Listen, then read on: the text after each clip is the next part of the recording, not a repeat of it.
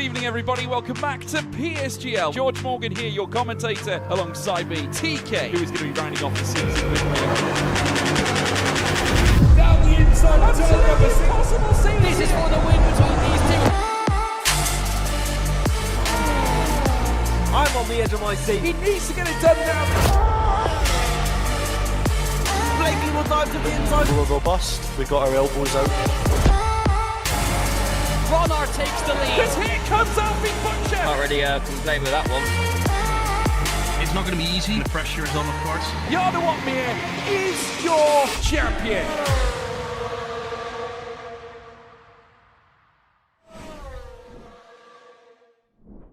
Right, everyone, welcome and a very warm welcome here to PSGL PCF3 with the second race of the season, and we have landed in the beautiful mountainous regions of the Ardennes, where we find Spa-Francorchamps, home of round 2, the race in Belgium. I'll be host for tonight. My name is Sky, and I'm joined alongside Max. Hello everybody, pleasure to be here once again this evening. As of course Myth has already mentioned, we are here at Spa.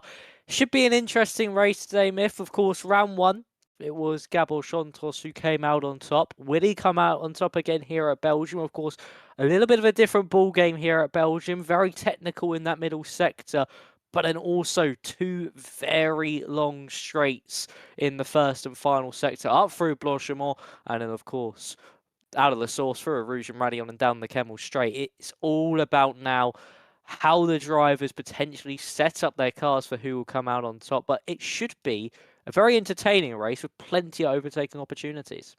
Exactly, and we saw last race, even though it was Gabor Santos winning the race, it was Francesco Lago who took pole position ahead of Santos with 400s separating the two. Dimas also came close to them. He was third in quali, also finished third in the race. And a man that finished in P4 was sixth in quali, Jensen Ralston, sadly won't be with us tonight. We have 2 stand-in drivers. Those are Reinhard Sprogus replacing Jensen Ralston. And we see Oleg Napadovsky being replaced for Givano Kennis. So we have 2 different drivers, but all the other drivers will be here with us. And I think we should have our show on the road quite shortly, and indeed we are loading into the track. Quite a long track that we have, the longest track on the calendar, with 7 kilometers and 4 meters to be exact. But realistically, Max, I think it is home of the most iconic corner of the entire calendar. Yeah, it really is. A Rouge and of course Radion as well. But yeah, it's probably one of the most iconic venues, if not the most iconic venue, apart from the likes of Le Mans, when it comes to motor racing, is Spa. It's just such a historic and iconic circuit that it just can never be missed from any calendar. It is one of the staples of motorsport, and you've always got to come here. And it just seems, especially the more circuits that come into F1, especially the older circuits, like your Spas, like your Silverstones, they just put on better and better races each time. And especially in league racing as well, Spa is certainly a race you do not want to miss, because anyone can do well around here because it's so long. And I mean, each sector could really be a person's strong suit, and then they all even out. So extremely close qualifying, even though it's one of the longest laps on the calendar. Exactly. Now, in the meantime, we are going to switch over to our race screen, and just to add on to that, the character that these old circuits have, just to make a little bit of a reference to the actual real world F1 race that we had in the weekend. It's also the lack of escape roads. I mean, here in Spa, there's not a lot of places where you can go off track, rejoin the track without losing a lot of time. The track limits of that the track naturally has is what you are bound to, especially turn 1. Not much you can do there. If you're gonna try it up at Radion or Rouge, you're done for. There's not much you can do. Of course, at the end of the Kemmel Straight, there's a little bit of a section where you could potentially go off. but aside from that, there's not too many places where you can do so. So it feels like an old school track, although safety throughout history definitely played a big part in Spa. There have been times as well where drivers did not want to drive at Spa at all because it was way too dangerous, but then again, the track's been much longer and much more dangerous in the past, and has led us to what we see now. Still a beautiful wavy track where we go down the hill, but for and foremost up the hill at the start of the race. Yeah, it certainly is a circuit which is old school indeed, and it's a real challenge, of course, with those track limits and, of course, with grass everywhere you go. All it takes is dipping a tyre onto that grass into some of these braking zones. And unfortunately, you see yourself either having to correct a slide or spinning all the way around. But drivers are on the circuit. We do have Casper Flack as the first driver to be setting a qualifying lap as he now heads down into the source and, of course, down the hill into Rouge and Radillon. You keep it as close to the national pit straight wall as you can before flicking it left, and then just try minimal steering up at the top of the hill with Radillon.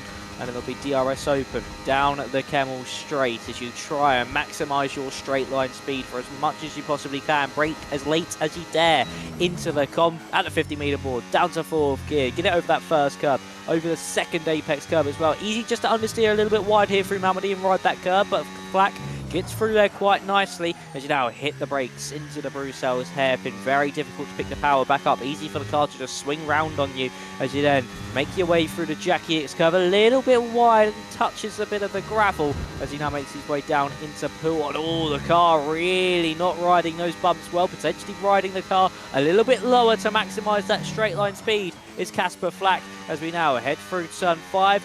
Not turn 5, sorry, the campus corner, and down into Stavelot, down to 4th gear. Slowly bring that car through as you head through the curve of the Paul Freire, and then up through Blanchemont as well. As you can see, surrounded by the Ardennes forest, really in the midst of the trees, and you can also expect to see a lot of rain around Spa. Potentially that could be a threat into the race, but really aggressively riding those bumps. A lot of porpoising coming out of this V carb at the moment. And for Casper Flack, a little bit deep through the bus stop chicane. This is the benchmark. It's going to be a 1 minute 40.6. Not too bad for an opening lap.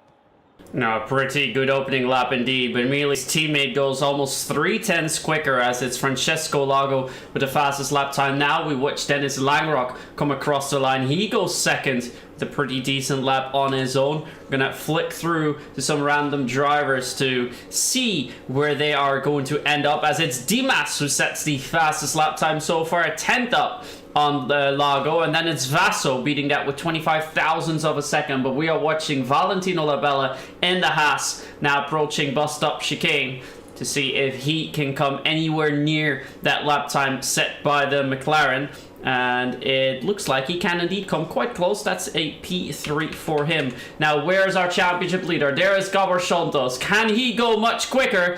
He goes to the top of the timing table with a 1:42.40, as now we have Igor Piasecki coming for his first lap. Almost all drivers have completed their first lap. So we have a yellow in sector 2, but here comes Piasecki across the line, only 17th fastest. So he will not be happy about that at all. As now we have Iona Martins coming through, and it's still Carlos Galindo, although he will be further down the line or aborted. But for Martins, it's P8 for now, and our first runs seem to be complete. Yeah, Carlos Galindo has aborted his lap. Actually, I think he invalidated that previous attempt. So he's now going to trundle back into pit lane. Of course, last time out, we saw Dennis Langrock really struggle to get a lap time on the board. And Lucas Beisner struggled to get a lap time on the board. Got confused there, sorry. Between the two Kick Saubers, and that then affected his race, only ending up in, I think, just inside the points. No, just outside of it. 14th place for Lucas Beisner last week. But this time around, changing fortunes for him. But for Carlos Galindo, who qualified 4th in Australia, and of course was involved in that incident early on with the likes of Victor Vidler, and also Casper Flack, I think, was involved in that one as well. It's just that getting that first run or the first couple runs on the board here, if it relieves that pressure from your shoulders, because it's not so important to get that lap in because you have a somewhat steady banker to build off. And if you can't improve, you should relatively stay within the top constraints of the field if it's a fast banker. Yeah, and if we look at the gaps as well, we have Wojtek Steck in P16 with a 145. But the pole for now is a 140.2, so it's 3.5 tenths separating first and 16th place. So that already shows how close the drivers are to one another and how hard it is to get up. P7 is a 140.4, P12 is still a 140.4, so that stays quite the same. We have quite a few threes as well, but definitely most of the drivers in the 44 regions, and we're going to see them improve as the session progresses. A little bit of a prediction from your end, Max. What do you think the pole time is going to be? I'll quickly tab out in the meantime. I'm going to go for a 1 minute 40.0. I think we're just going to fall shy of that 139 region. If we're going exact, I'm going for a 140.026 as the pole time. If I get that right, I will not be giving out any lottery numbers over the course of the next week. It will be a fluke. So, yeah, but Lucas Baisner now coming out onto the road in his kick Sauber. Currently 10th fastest, just behind his teammate of Langrock. It is oh so close throughout this field, and the circuit as long as Spa Myth, it's easy to find 0.2 of a second. But the question is, can he find it and maybe break into the 1 minute 40.1s to just strengthen his grasp if Lucas Baisner has it in his hands? Yeah, and that goes either way. It's very easy to gain a couple tens, lose a couple tens. I guess we won't be expecting any help with the Powerball from Max this weekend, but that's all right. We'll see how well the Kick Sauber can do first on their second run, as we have 9 minutes and 30 seconds left on the clock. Apologies for a little tab, was just making sure that all of the settings were right up. I changed some of my, I changed my keyboard yesterday. I had to plug in some USB cables, so I was not sure whether my microphone was working up to speed and all sorted, but that was all fine, so we had nothing to worry about. But that is why we had a short black screen. Now, of course, not going to have that anymore until we reach the end of tonight's stream, but we're going to prepare for the second run. Lucas Baisner is now approaching the bus stop chicane, and then we're going to get ready for yet another lap around this 7-kilometer circuit. And the two DRS zones we're going to talk about in the race, as well as your pit lane time loss and so, the facts you will hear later. But we're first going to watch Baisner as he approaches La Source hairpin as one of the more beautiful hairpins on the calendar, with a massive slide coming in there. I'm not sure if that helped this time much. No, me either. It does seem though a lot of these drivers do like to kick that rear end out into La Source, and I don't know if it's just on my end, but I see a lot of these. Oh, he's actually invalidated his lap up at Radion. But I don't know if it's just on my end, Myth, but going on board of these drivers, it seems that the cars are bouncing quite heavily down those straights, running the cars really low to the ground. And I don't know if it's just overall how they maximize their speed down the straights, but it just seems that they're scraping so much that I could potentially, especially if you're someone who maybe isn't as strong through the corners, could hinder you ever so slightly, because it just makes you a little bit worse through those corners. And unfortunately for you, we'll see yourself potentially just hemorrhage more time throughout the lap, as we're on board with Dimas now, I am. And once again, heavy bouncing into Puon. Yeah, but Dimas had a very good first sector. We're now going to see him approach the latter point of the second sector towards Curve of Paul Frere, and we're going to see how quick he is, if he has improved in that middle sector, and he has kept it pretty much steady. 34 thousandths, he's currently quicker, but that would be enough for a bump up to P2, but not enough for provisional pole position so far. So he needs to improve a little bit more through that final sector, needs to nail that bus stop chicane. So let's go on board with him to see how well he can do that. Brakes early enough, takes a lot of curve there. That looked very smooth for the Mercedes driver, but is it enough as he comes across the line? It is not. He's lost a little bit more in that final sector. So it looks like the main improvements for Dimas can be found in sector 2 and 3.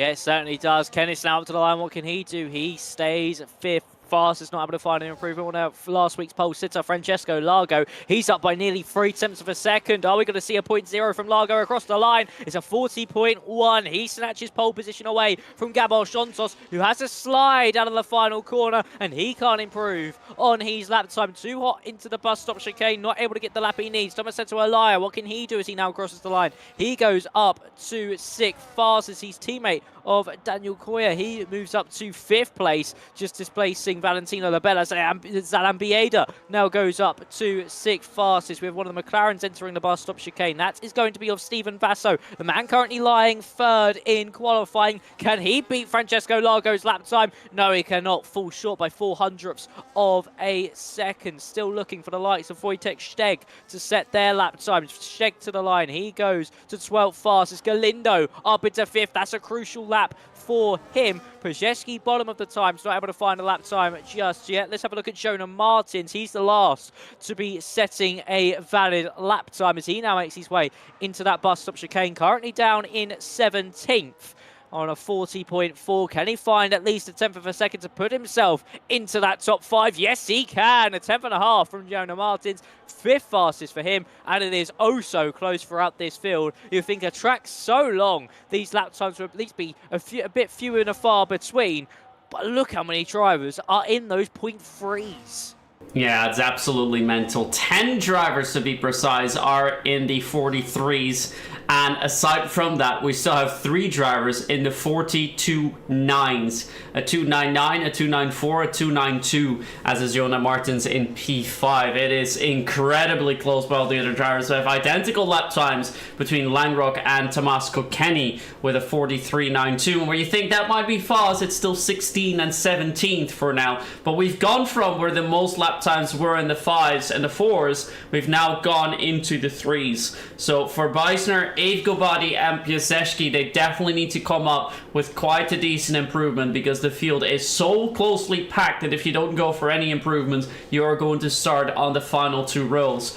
As for Francesco Lago and Vasso, I think they'll be very happy with the lap time they've put in. They're definitely going to be towards the top of the board, but will it be good enough for pole position? That we will only know after our final runs, because quite a few drivers can definitely go quicker than what we've seen so far.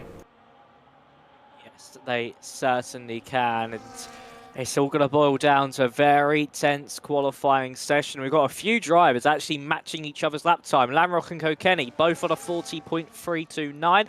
You have Labella and Sprogis, both on a 40.336. And it just shows how close this field really is. That you have 2 sets of drivers, both setting identical lap times. And then if you look at that gap between Jonah Martins all the way down to Daniel Koya, it's just over 100th of a second.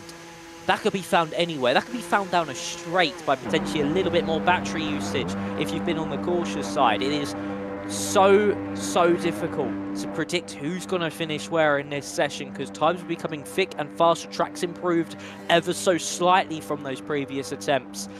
And it's all about the pressure as well. The pressure may potentially get to some of these drivers, but Dennis Langrock will come out onto the road first.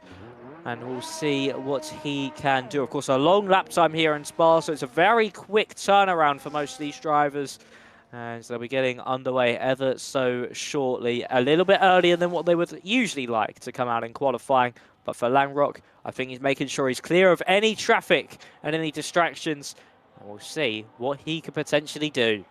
Yeah, look at that field coming out all closely packed. I was like, oh, Francesco Lago is also coming out quite early, but he's coming out with the pack. Look at that middle pack now on Camel Straight, also tight to one another. They definitely need to make sure that they give each other enough space to start a proper final lap, as we still have one of the McLarens. I think that might be Vasso, still leaving the pit lane quite late. Unless it's his teammate Victor Whitler, which will be the last driver to settle up. Langrock's got some nice clean air, so that will be appreciated. And then it's one of the Aston Martin drivers. Is it Guy? No, it's not Guy. It will be Thomas Seto Elia, who's got quite a nice clean bit of track ahead of him. But of course, our first driver that will have that is Langrock. As soon as we see Langrock come across the line, we're quickly going to switch over to Francesco Lago, who's not too far behind, and of course is our provisional pole sitter. There's 1:35 left on the clock. This means it's do or die. You get your lap in, you could improve heaps. And if you get track limits here, or if you mess up a little bit, you can find yourself in the bottom 5 drivers. First off, kicking off things is Langrock. Max, let's go on board. Here we are then, Dennis. No more redos, no more do-overs. This is it. Your one shot at a potential pole position begins now. Braking at 100 metres as we enter the source. A little bit wide from the apex, but nowhere near kicking that rear end of the car out, and gets a nice exit as well, using all the track he possibly can as he now heads down the hill as we head now up through Rouge and Radion. Keeps it in 8th gear over that inside curve as much as you can at the top of the hill, and then it's DRS open down the Kemmel straight, just trying to get every ounce of top speed out of your car as we hit the brakes through the first sector split. Half a tenth up is Dennis Langrock. This will be a substantial improvement to potentially see himself up into the top 10 just by half a tenth of a second as we now later the brakes once again into the Bruxelles hairpin. Koya, I think that's going to have to be a restart here for a 5-place grid penalty with Jonas Martins. So he might have a slight break in between qualifying and the race as we now head down into Buon with Mr. Langrock. What can you do, sir, in this middle sector? What can you conjure up? Can you do something that could rival Francesco Lago down to 5th gear, through now into Campus Corner? Just really wants to feather the throttle, get it back on, doesn't go into the gravel on the outside line, through Stabilo, nicely done through there, middle sector split, up by a tenth and a half. This is really looking really strong for at least potentially a front row start here for Dennis Langrock, but everybody behind him is going to be still on laps. He is the first driver to be setting a benchmark, a threshold of these last runs of qualifying, up into the bus stop chicane at 100 metres, down to 3rd gear, clopping that inside apex curve, slightly tapped the second one, easy to drop the rear on traction, DRS open, Langrock to the line, it's 4th fastest, a 1:40.2, but what about Alexander Dimas? He's now heading up into the bus stop chicane, he's up by nearly 2 tenths. And there comes Dimas Dan. He's just ahead of Francesco Lago. Is it enough for provisional pole position? It is enough for Dimas. And Lago was not that much quicker in the second sector. He improves heaps in the final sector, but it's not enough to snatch away pole position. Santos then, 10th and a half up. He falls short as well. Steven Vasso is still at the middle of the track, so he's still quite far away. I have to tune in with him later. Jonas Martins is up by over a tenth as well, so this could be a provisional podium or even a 4th place with the lap that he's got in now. He's now going through the bus stop chicane. He's depleted all of his ERS energy. Now he comes across the line, but it's only P8, losing a lot of time in that final sector. Then it's Galindo. He goes up in P4. Great lap by him, and there he finally has Steven Vasso, half a tenth up. Final sector, enough for P3. Great run as teammate comes across the line as well, but it's pole position for Alexander Dimas. Last week started on P3, this time it's pole. Brilliant stuff there from Dimas, of course, the reigning Season 4 champion. And he takes pole position by 0.03 of a second. A superb lap from the Mercedes man. The Dutchman takes pole position here in the Ardennes Forest from Francesco Lago in second. Of course, started first last time out with Lago, finished second. Could the opposite happen this week? Could he get that fortune this time around? And it's Vasso third, Santos, Galindo, Vidler, Labella, Langrock, Flack, Martins rounds out your top 10. Then it's Kennis, Kokeni, Pizzeski, Bieda, Koya with a 5th place. I don't know if we're going to have a lobby restart for that. Then it's Sprogis, Steg, Alea, who of course last season left 3-1 this very race. And then Ave Gabadi and Lucas Baisder once again. Even though he got a lap time on the board, he starts from last once more. And it's actually the same back row of the grid as we saw in Australia. Yeah, we're hearing already speak of a restart as it's currently pouring down there. So we would have had a wet race, but we're currently seeing if our lobby host is we're going to confirm whether we're going to have a restart or not. He is currently typing in the chat and he is going to let us know. If we have a restart, that means that the weather will still... he says same weather though, so we will have a wet start to the Grand Prix. That has been confirmed, and given well, now he's wondering. I believe the rules are dynamic weather, so that could mean that we don't have rain if we go for a restart. I think it is dynamic. That unless they've updated the rule ever coming into this season for PSGL, it usually is, if there is a lobby restart, dynamic weather.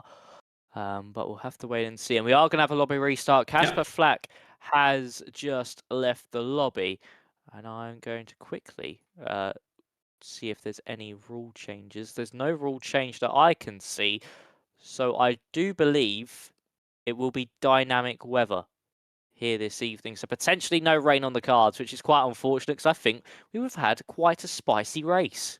Oh, I would love that, but we're going to see, I think, at the moment, Jonah Martins come in, who is going to confirm what exactly we're going to be doing. It looks like Carlos Galindo had an issue on his end where his PC crashed, so he needs to restart.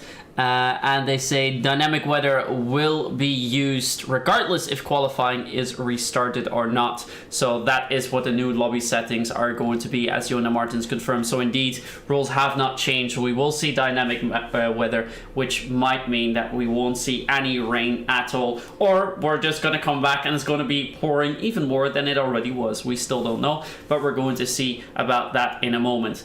In the meantime, that gives us a little bit of time to look at the track that we have at our hand, to quickly take a look at our track map for tonight.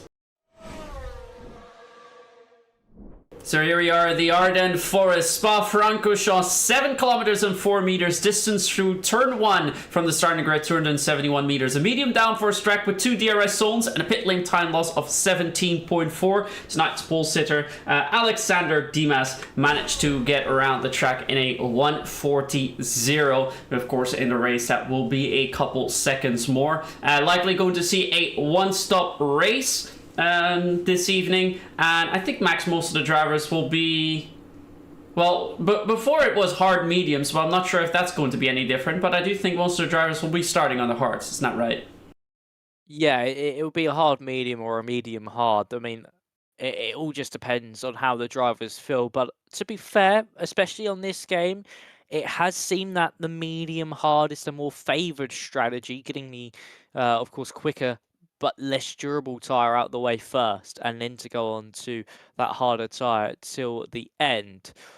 But I'm not too sure, because of course, if we get a bit of rain again, that will throw everything up in the air and be intermediates to the end if it is wet throughout, but potentially we could have a mixed conditions race, and that will certainly throw things into the air if it is mixed conditions, because what a race we'll have then, because of course, not only is it about how the driver feels in the car, it's what setup do you end up going on? Do you go for a dry one to have a good stint near the end, or do you go for a wet weather setup to try and maximise the time in that wet period? So it really is now down to how the weather turns out. But if it is dry, I am expecting more drivers to go on that medium hard than the hard medium. All right, well, thank you very much for that insight, Max. We're currently waiting for our drivers to rejoin the lobby. We have 15 of the 20 drivers into the new lobby. We're going to see 22 laps around the track here at Spa, and I think in the meantime gives us a little bit of time to tell you about the corners that we have and also where you can find the DRS zone. So I already mentioned when we were spectating our drivers, turn 1 La Source hairpin, then it's going downhill up Eau Rouge to the left, then it's right towards Radillon. Do I say that right? No, it's right Eau Rouge up, that's to the river, that's what Eau Rouge means, and then you go back left through Radillon, that's turn 4, then it's down the Camel Straight, that's your first DRS zone, then it's on to Le Combes, turn 7 and 8. After that, it is turn 9 Malmedy, so that's the right-hander, which is named after a nearby village, and you go downhill braking, possibly one of the harder corners to brake into, because it's so hard to find your braking point. That is into Bruxelles, or the people call it Rivage. Then it's your left-hander, Speaker's Corner, the Jackie X corner, then into the long left-hander of Pouhon.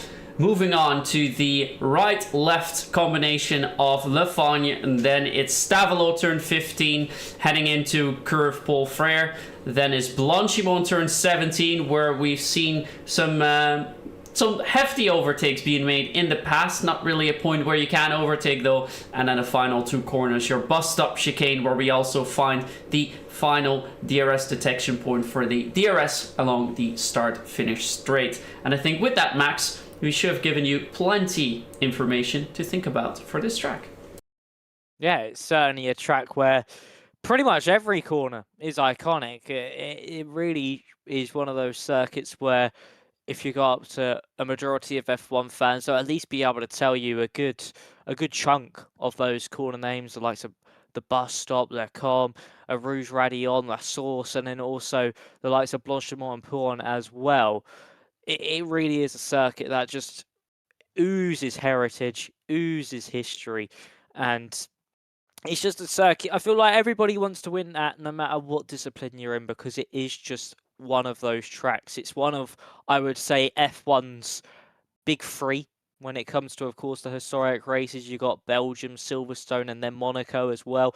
The 3 that just seem that they can't really be replaced on the calendar. I say that Belgium is going to be turning into a rotating track onto the calendar, I think, in 2029 and 2031. I think I might have gotten them a year out, but around that period of time anyway. But yeah, I feel like Belgium, Silverstone, and Monaco, they're just, in terms of getting a win there, I think they're the most special to some of these drivers alongside their home circuits, because they're just historic circuits. And you put your name down with a bunch of greats that, as a child, you wouldn't even imagine being able to compete with. Yeah, and I think with that, it's of course sad to see that Spa will be added onto a rotational scheme. But I think for the future of F1, it is the way to go forward, because if you see how many iconic tracks that we have in Europe alone that we're not driving on because the calendar is already so full, it's quite a shame to see, because we haven't got a race in Germany, which is the home of Mercedes. Of course, you've got the Nürburgring there, you've got Hockenheim there, great tracks where we've had some astonishing races in the past. Imola is going to disappear from the calendar, a track that I think should be on the calendar always. We haven't got a track in France anymore. We've had Magny-Cours there and Paul Ricard in the past. You still have Jerez. We've had a race in Portugal as well, Portimao briefly, but I think in the past there was another track. Maybe you can help me out with that, Max. Which track that was? Estoril. Estoril, indeed. And then you still have the talks about the track in Kyalami in South Africa. So there's so many venues, potential venues that we could still go to. And I think with a rotational calendar, that is a way to touch base on all of those. But that is, of course, not important for tonight. What is important is that our drivers are readying up. And as we speak, our drivers are readying up. And with that, we're going to load into the lobby, and in about a minute or two max, we should know if the weather is indeed the same or if we will have sunshine all around. Yes, we certainly shall. And I mean, overall, it's just now how this weather, and I feel like some of these drivers might feel a bit hard done by, because if it was wet throughout the whole race, then of course, some drivers would have went for a wet setup in qualifying, potentially seeing themselves a little bit further down the field. That might have been why we saw maybe Wojtek Steg or an Ave Gabadi and Lucas Baster being at the back of the field. Of course, we've got the same back row as last week, and that could potentially be why Baster and Gabadi are so low down the field, because they focus mainly a bit more on downforce and gone for a bit more of a wet setup. But now if it's dry into the race, you feel a bit like, oh, my setup was for nothing. And even with the restart itself, even if it is wet, you could have went for a dry setup. But it's just one of those things that it's all down to luck. It's all down to fortune. And if you go for that and there's a potential for a lobby restart, unfortunately, you just lose that coin toss, really, and you see yourself not be up there in qualifying. But as we've mentioned, plenty of overtaking opportunities here at Spa. So even if you are a driver down at the back of the field or even in that mid-pack, you could certainly make your way up to the top of the field within a few laps.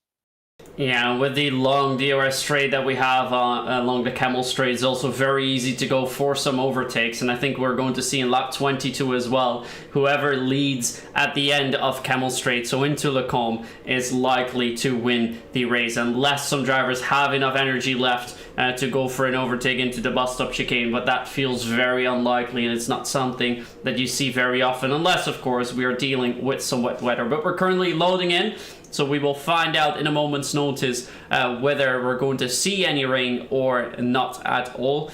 But another thing worth noting, if we have changing weather conditions, because the way the pit lane is positioned, you're sort of cutting the hairpin of turn 1, which means you don't lose as much time as you normally would, and that's why the pit lane time loss is only 17.4 seconds. That could be a way for some drivers to justify a two-stopper, but in general, without changing weather conditions, that won't be the case. And indeed, for now, it looks like it is dry, but I see some very, very dark clouds up ahead, Max. There are certainly some dark clouds in the horizon, so maybe keep your rain checkers on. These drivers will need to keep asking their engineers if there is some rain on the horizons. But it's very overcast here in the Ardennes Forest. But we do have a dry start to things. And who will come out on top? Of course, we have Alexander Dimas on pole from Francesco Largo in second. It is also now as well, Myth, how these drivers now refocus after the restart. Of course, it used to be standard procedure having the restart on the previous title. But here on F125, we could go straight into things. And now these drivers might be a little bit out of focus. They might have been shaken out of that rhythm. And that could potentially play a big part onto this opening lap. Yeah, but we're going to find about that now with 4 and 5 red lights on. And off they are, and off we go with a good start in the inside for Dimas, looking to keep that lead into turn 1. He does do so as we have some of the McLaren drivers trying to send it down into turn 1. If we go further down the grid, it looks like everyone has come through nicely with a couple position changes happening. Valentino Labella has gone up into 7, just sneaking out ahead of Carlos Galindo, going up through Rouge and Radios. We had a couple cars wide down the back of the grid as well. Let's quickly get our position changes up so we can see Gabor Shontos has already gained a position over on Steven Vasso. It's 2 places gained for Langrock, 2 for Martins. Galindo has lost 4. Horrid start for him. And also 3 places gained for Wojtek Stek down in P14, as we see Lucas Beisner dropping down the order a little bit more alongside Zalan Bieder. And Carlos Galindo is having a very rough start. He's now down into P10, where he started in P5, Max. Yeah, disastrous, and now he might actually see himself down out of the top 10 as there goes Pajewski to the inside line. Quick tyre update, everybody on the hards except from Pajewski and Steg, who are both on the medium compound, but for Galindo, he is really struggling on this opening lap. I think he might have got a little bit shaken up at turn 1 or down into a Rouge and Radion, and that's just ruffled those feathers ever so slightly. And once you start to get overtaken by one car, especially on the opening lap, the herd just follows through. Gabadi able to get past Salam Bieda, who's just got off the road, and that's allowed Riyad Sprogis to get through. Lucas Basler, I think, has got some front wing damage in the background, as now Tamas Kokeni gets past Galindo as well. He's now down to 13th, make that 14th. Steck to the outside. Kokeni into the back of Kennis, lucky to keep his front wing on the car as Galindo comes into pit lane. Has he potentially picked up some damage somewhere on the road, as Dimas was able to hold on to that race lead? Is actually retired, so potentially didn't get his setup on, as Igor Pajewski now goes to the inside of Kasper Flat, makes his way up to 9th, but Dimas got that dream start from pole, but he's all broken that DRS from Francesco Largo, and the V-Carb can use it for the first time down into Le Combe. Yeah, but look at that. Just behind, Shontos has massive overspeed as they go almost 3 wide, but he can see that he has to slot it behind. Now it's a big fight with Francesco as he tries to sneak around the outside, Gabor Shontos, but he's not able to do so. The car's ghosting out a little bit, meaning he has to brake a little bit earlier into Brussels, and he will have to settle for 3rd for the moment being. But this already shows how powerful that DRS down the straight is. The strategies that we get from the game is, well, the one stop seems to be the most likely with mediums and hards, but then of course the other way around. Most of the drivers on the hards, as Max mentioned, aside from Piasecki and Steck, and Beisner has come in for some fresh mediums at the end of lap 1. I think he might have had a little bit of damage. Now, otherwise it's very unlikely to go into pit lane, and of course we also lost Carlos Galindo already. It seemed like he was losing quite a bit of speed even on the main straight, so I think it might have indeed been a setup problem, as you mentioned, Max. Potentially just didn't get his setup on in time, and that unfortunately pretty much sees you out of this race. It's the default setup compared to a competitive esports setup that what majority of these guys will be using. You are just going to be nowhere, and unfortunately that has seen Carlos Galindo out of the race. And last week finished in, if I can look at last week's results, he finished outside the points, I think, did Carlos Galindo. No, he finished 7th place, so he scored 4 points last week. This week, no points, and he was involved in an incident last week as well, while battling for 4th place. But here comes Alexander Dimas onto Francesco Largo, gets closer and closer down into Lecom, but not close enough for an overtake. But we could see one potentially from Valentino Labella onto the back of Victor Vidler, not able to do so just yet. And this is that stage of the race where, unless you're Pajewski and Wojciech Steg here, of course, Myth trying to utilise that tyre they've got, you just sit into a rhythm and just make sure you're able to get this one to the pit stop window and potentially just save those tyres to push on a little bit come the end of your stint. Yeah, and just to come back what we were mentioning before the race in regards to the weather, it does look quite dark around the track, but seeing that most of the drivers have still gone for hards, that makes me think that either weather is not going to play a factor, or we're only going to see it very late on in the race.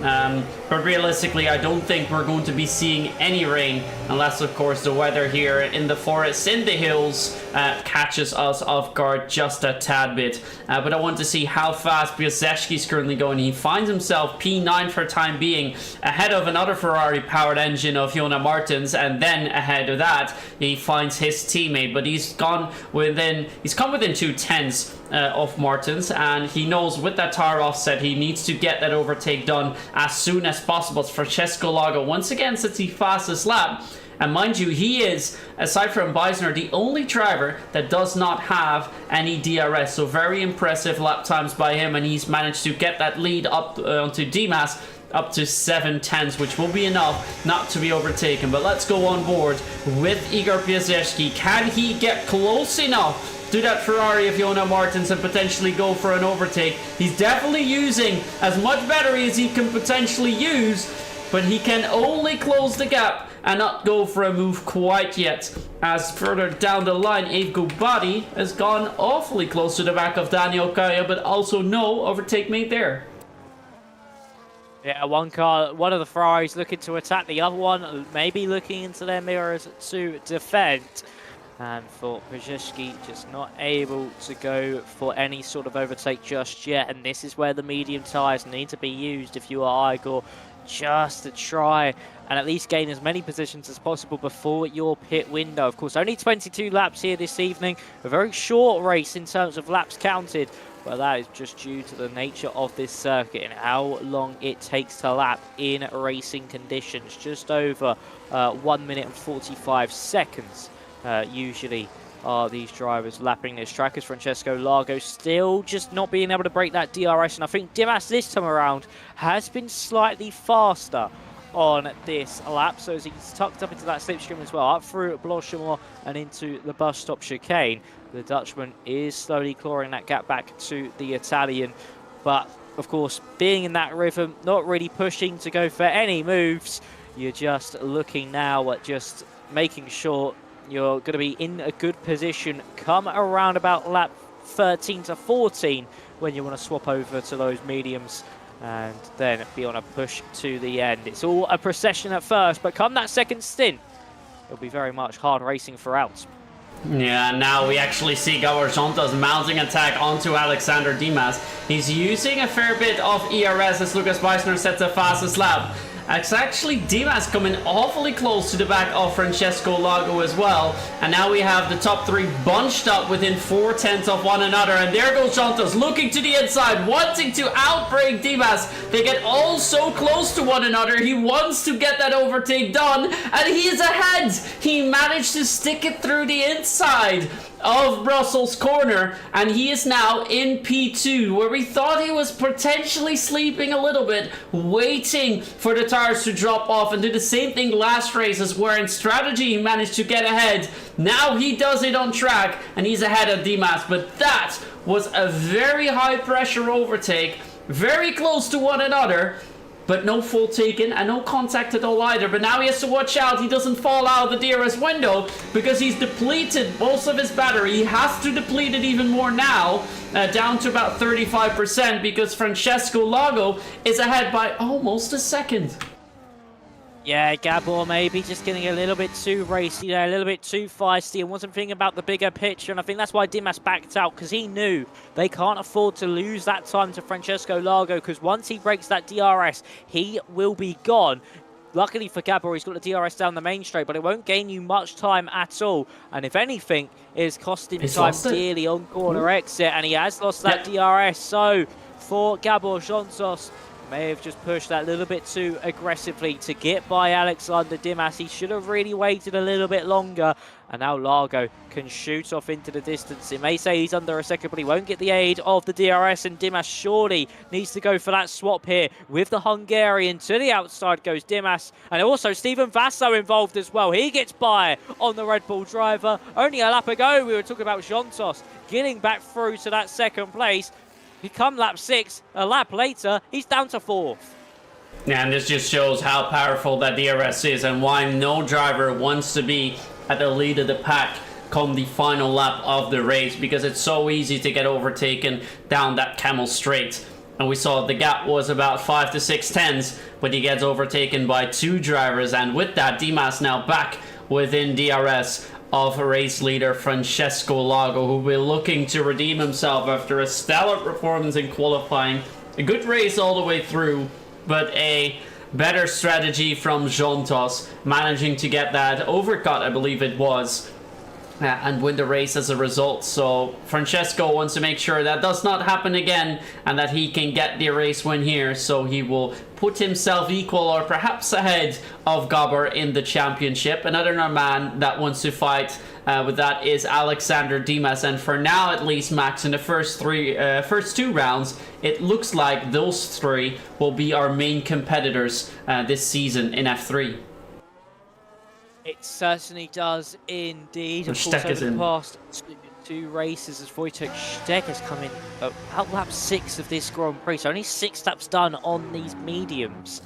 So what does that bode for the rest of the field? Of course, they'll be a bit lighter on their cars to be able to just have a little bit less wear to everybody else. Of course, to Brzezinski and Steg, who are on this opening stint on the mediums.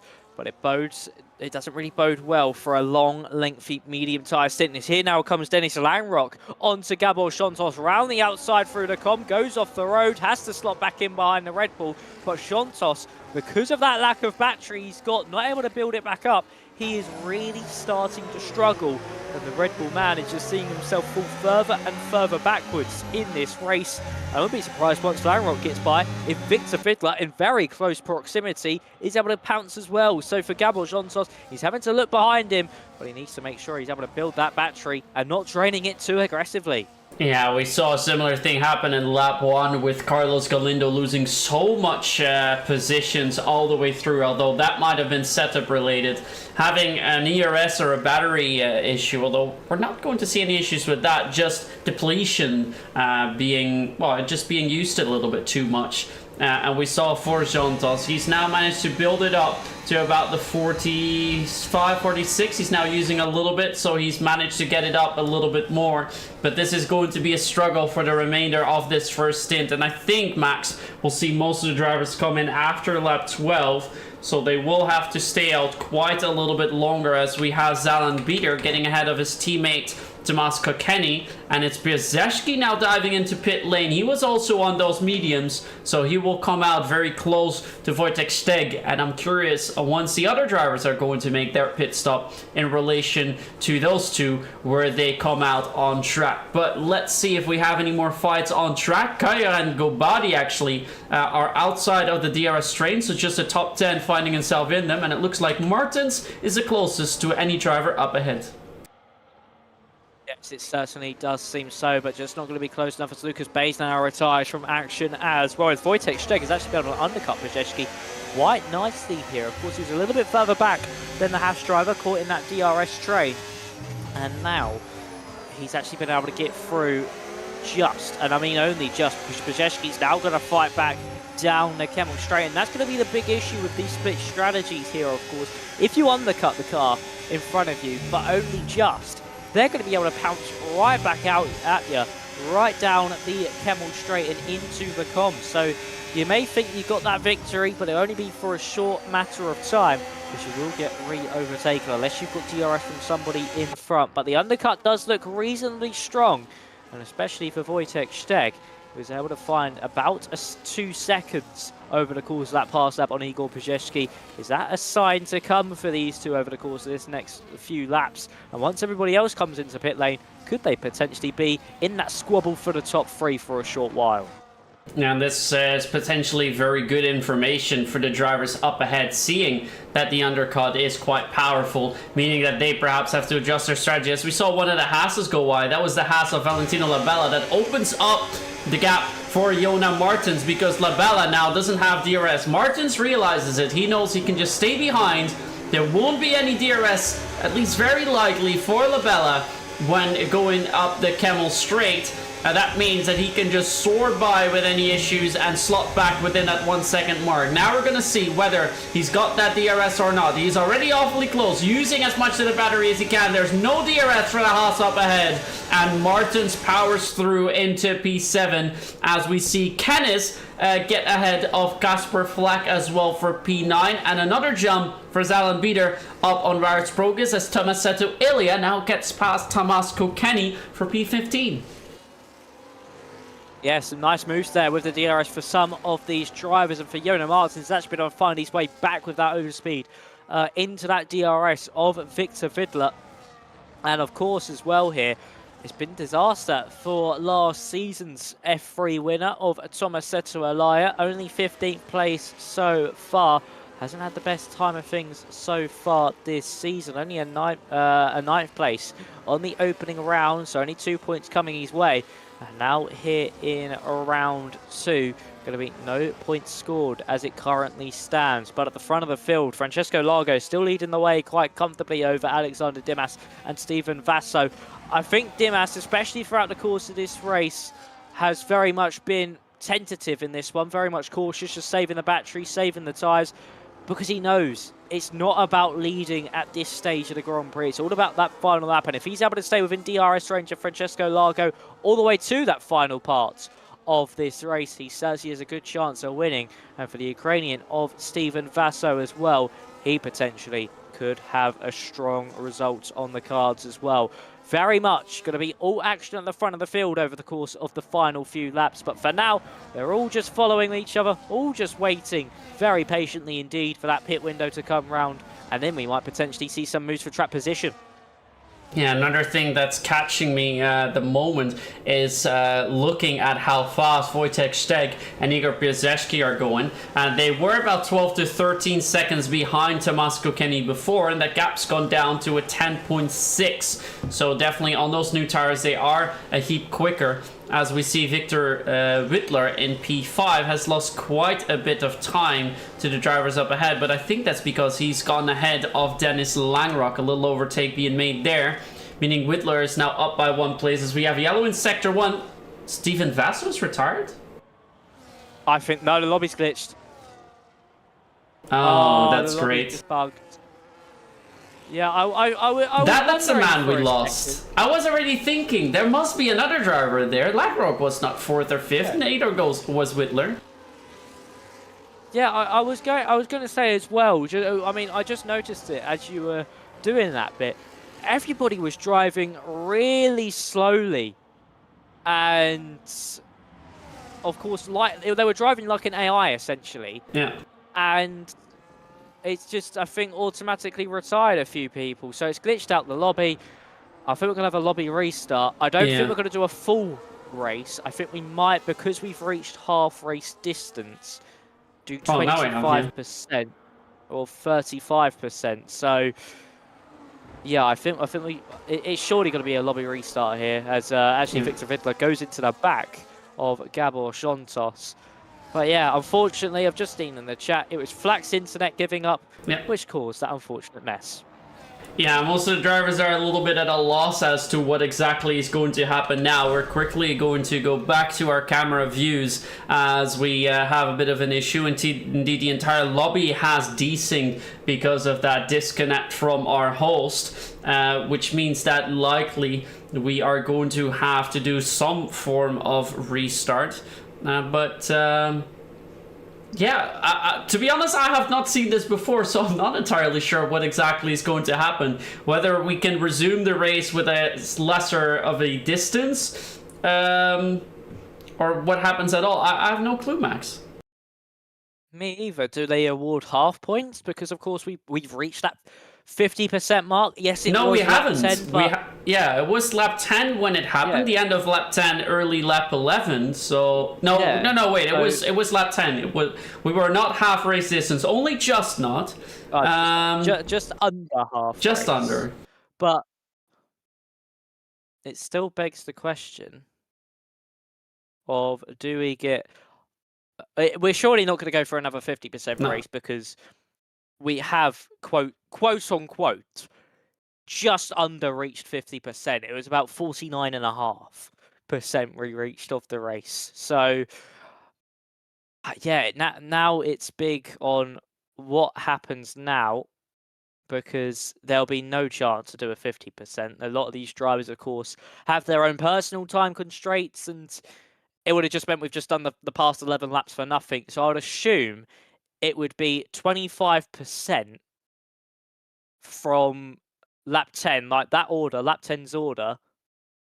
And then potentially as well, Galindo could be reinstated, but I've just seen something pop up in the chat. Postponement of full restart.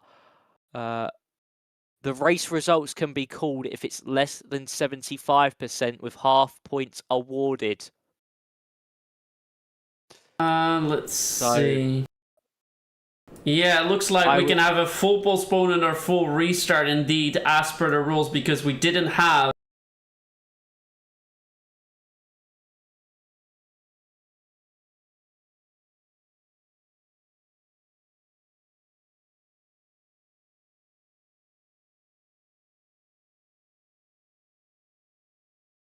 Yeah. Yeah, we were just under, so... I mean, I feel like we should do a 25, because to me a 25 makes most sense.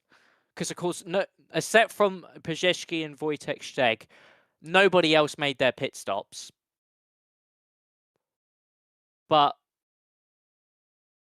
yeah, nobody made their pit stops, and of course, the 25% you have to make a pit stop, and it's just a bit of a shorter race. So I think we are actually going to have a full 50% race. So the first 11 laps, ladies and gentlemen, for most of these drivers, unfortunately, in a sense, were completely for nothing. Yeah, that's one way to look at it.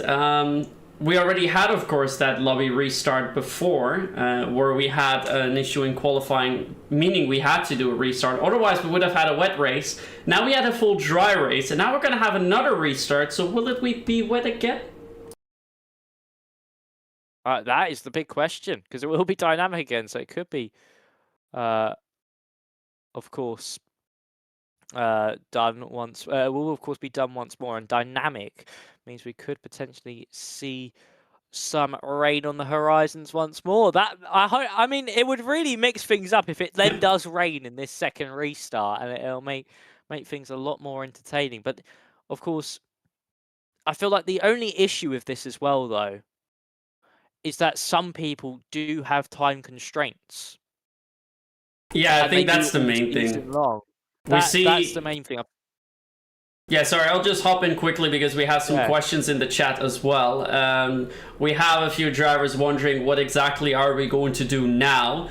Essentially what we want is we want to do a full restart because we did not reach the half point distance because the issues happened in lap 10 and full race distance 22, meaning at 11 we can have the different rule set. We didn't reach the halfway point, meaning that we can either postpone or restart the race. So that is what we can do.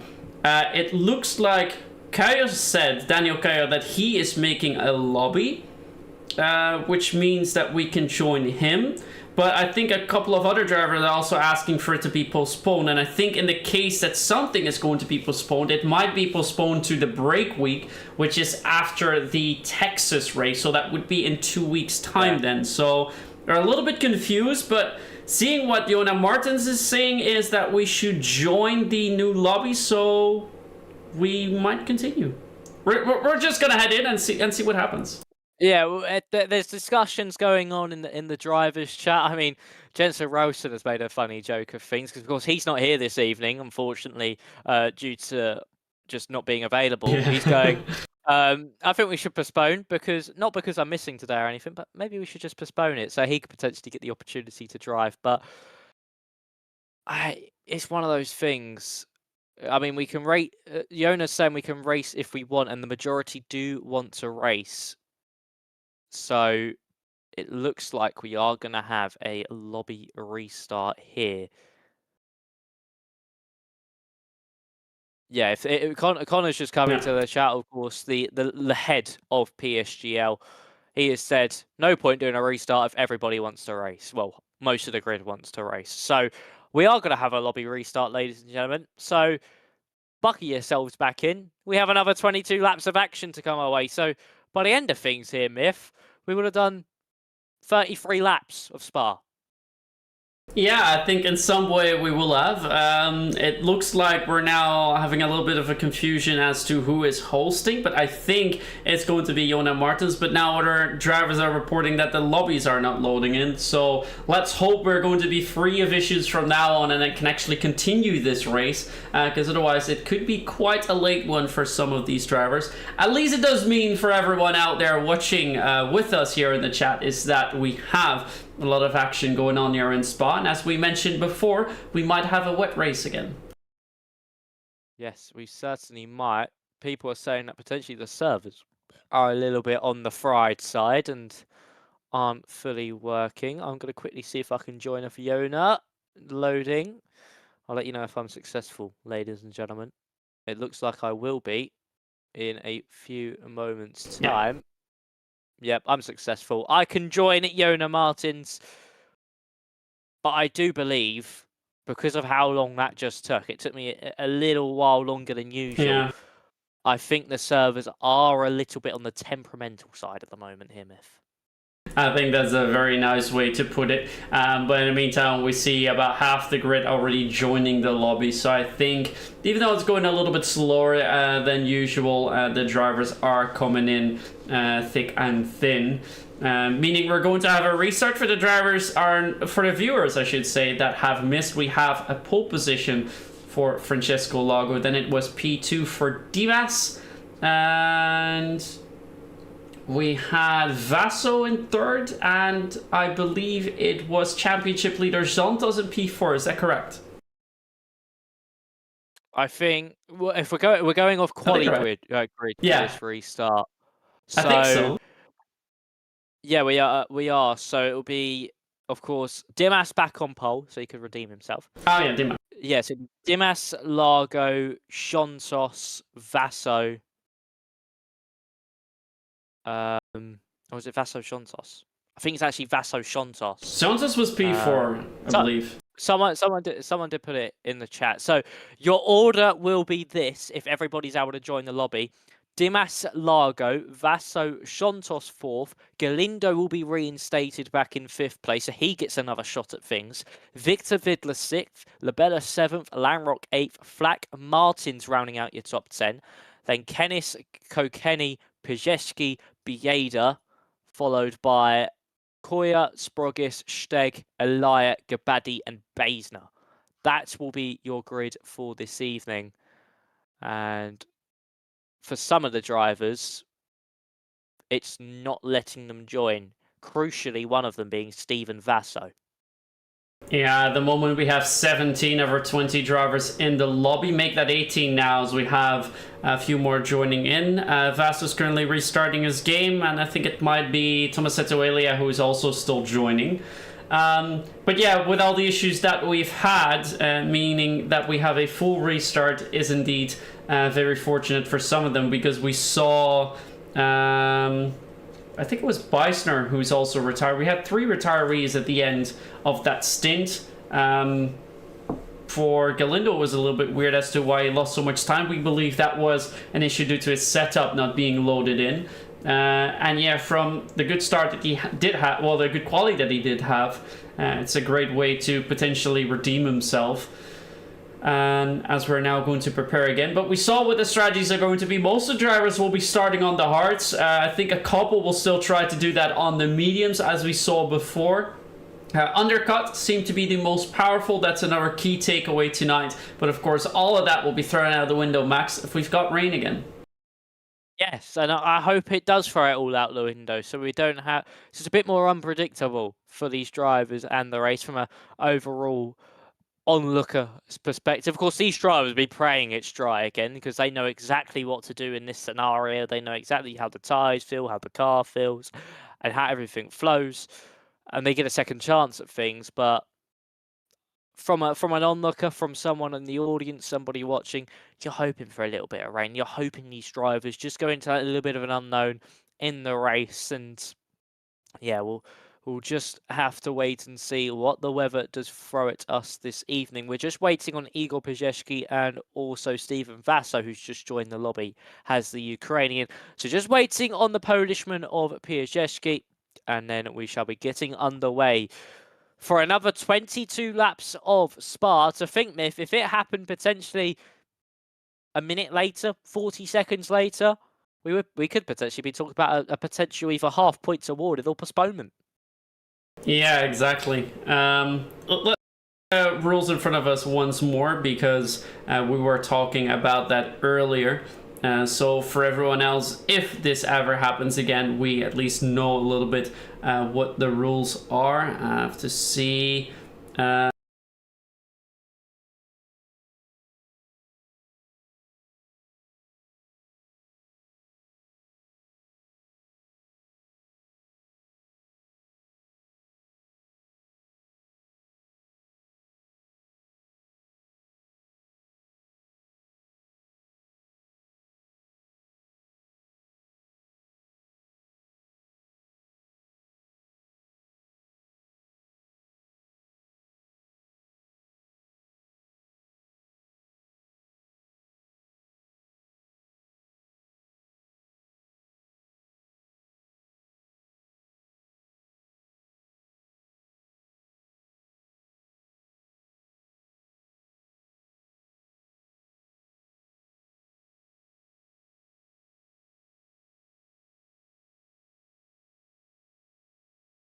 Oh yeah, 100%. Especially at 75%. You of course, that is the real life for F1 rules as well. Yeah. So, of course, once you're over 75% in real F1, if a red flag is called and we can't get going again, it will be just an instant full points awarded. But we are about to get underway once again now, and I think everybody, of course, potentially who are in the audience or are just potentially a little bit further back on the grid could be doing a bit of a rain dance right now. But we're going to have to wait and see. Are we going to see Belgium, the Ardennes Forest, and beautiful blue skies and sunshine? Or are we going to see some gloomy, grotty, overcast skies with rain pouring down from the heavens as the drivers now load into the lobby? Oh, it's going to be interesting. I think this is one of the most anxious parts of being a driver is finding out what the weather's going to be like after a lobby restart. Yeah, and especially in Belgium, knowing that the chance for rain is going to be so high. I mean, if you have a race restart in Bahrain or in Saudi, you're not expecting too much of it. But here in Spa, it almost feels like a 50-50. And indeed, we have rain! It is raining! The prayers of some of the drivers have potentially been answered, and indeed it's raining even more than it was before. Let's quickly go to our race view, because it's absolutely pouring out there. I don't think the drivers will still try to go on the full wets, but an interstart 100% will be the case. It certainly will. If anyone, of course, that medium hard strategy has now gone out the window. But if anyone wants to try it, go right ahead. But yeah, onto the intermediates we will go. And this is that level of unknown we were just talking about here, Myth. It was all about if it will rain or not. And it has decided to rain. I'm surprised I've not seen anybody jokingly in the F3 drivers chat calling for a postponement after they've seen the weather. But everybody going to be gearing up to go for this one. And if you're Thomas said to Elia last week's race winner, actually, we're going to go to the lights, so take it away, Myth.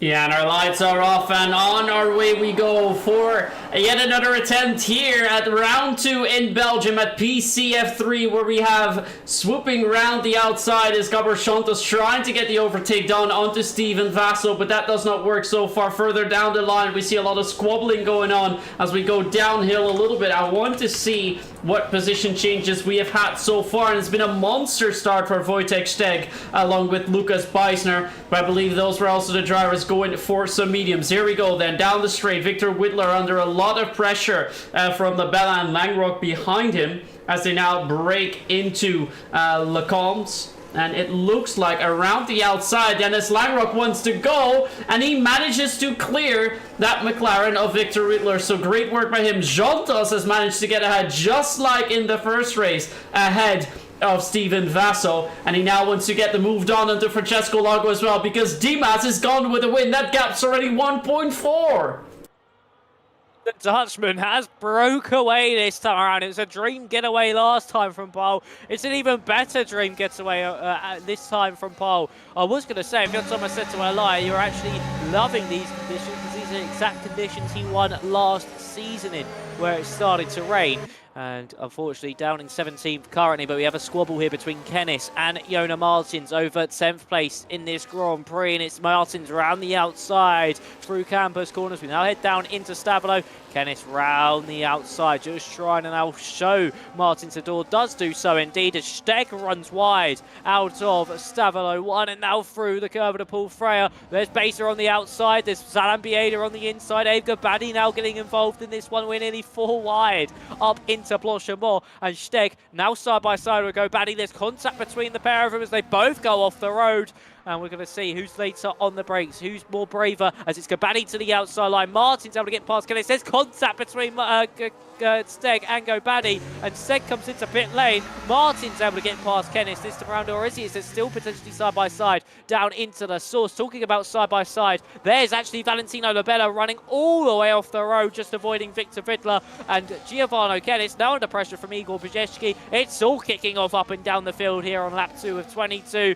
And now we look at the front of the field. Dimas is gone, but Gabor Jontos is now posing a threat to Francesco Lago and gets the move done round the outside down the Kemmel Straight. Yeah, it looks like the Racing Bull man does not have the pace to keep up with Dimas here in the wet. We saw that Jontos was quite a bit quicker, but now the big question is if he can catch up with the man ahead of the field, as Valentino Labella picked up a 3-second time penalty for cutting corners. Casper Flack in the meantime is also close to the back of Victor Rittler, who's already lost 2 places since the race start. We now are in lap 2. We see him sliding a little bit, going down Jackie Exturin and heading towards Pouhon. He's lost quite a bit of time, and actually behind him Jona Martins has gone a lot closer, but look how much they need to lift here.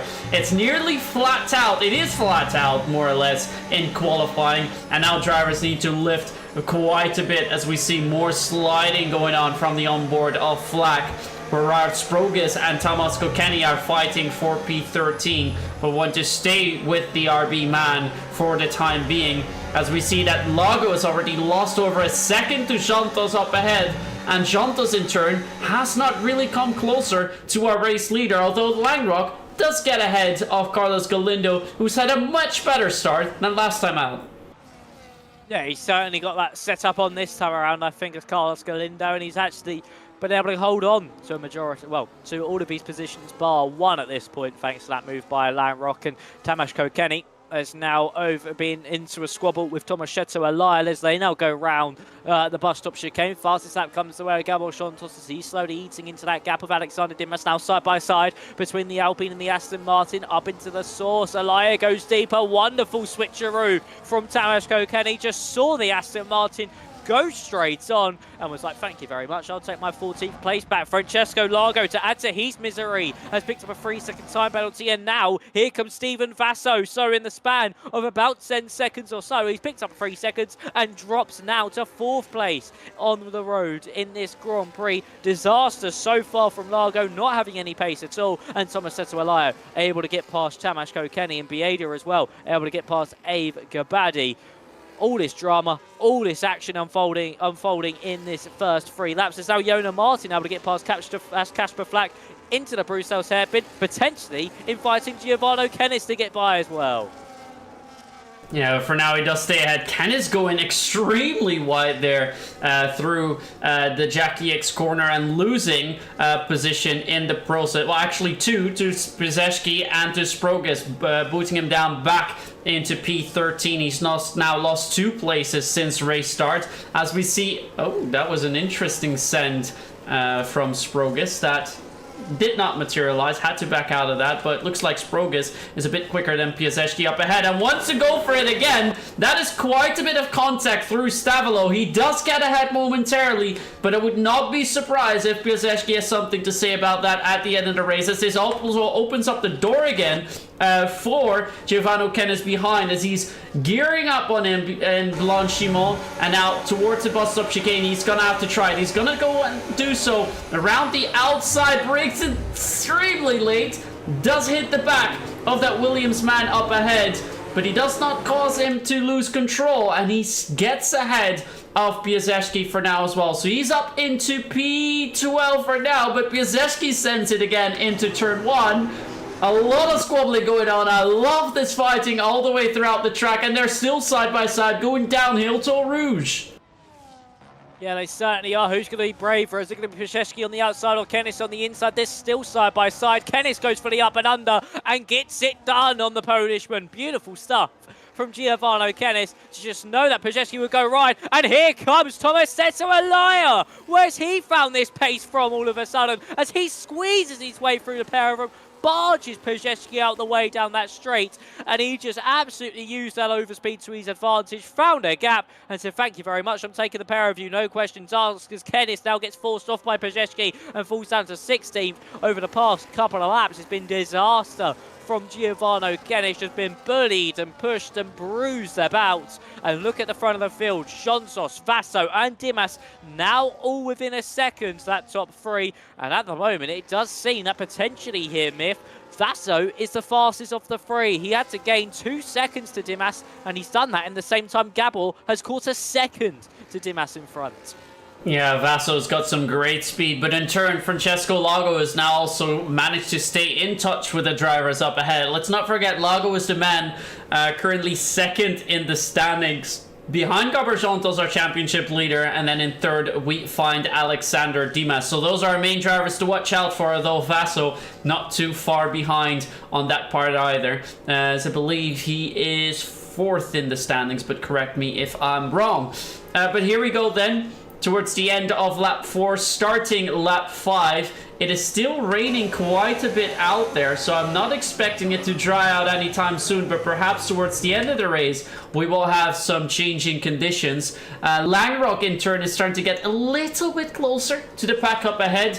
But down then, Galindo, the gap's 2 seconds. There's not too much happening there. But Flack now, in turn, is having a real fight with Sprogus. We've seen some great fighting already all the way through. That move last lap, though, from Tomasetto Alile was already great. But we're going to see some more of that now, starting with Robert Sprogus.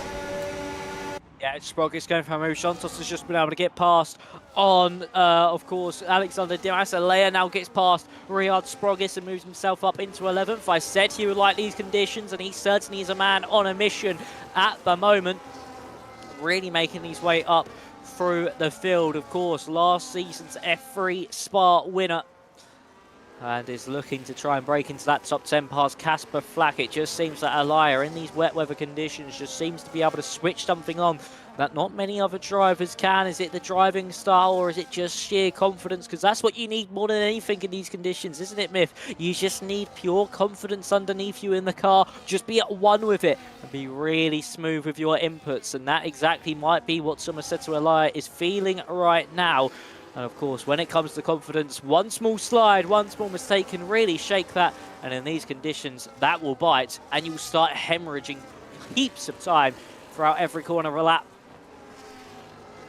Yeah, and he's done so great. He started in P18 after 5 laps, finding himself in P11 and still closing the gaps to the drivers up ahead. So we're going to get a bit of onboard view with him as well, because I think towards the Camel Straight we might see a potential another overtaking attempt being made.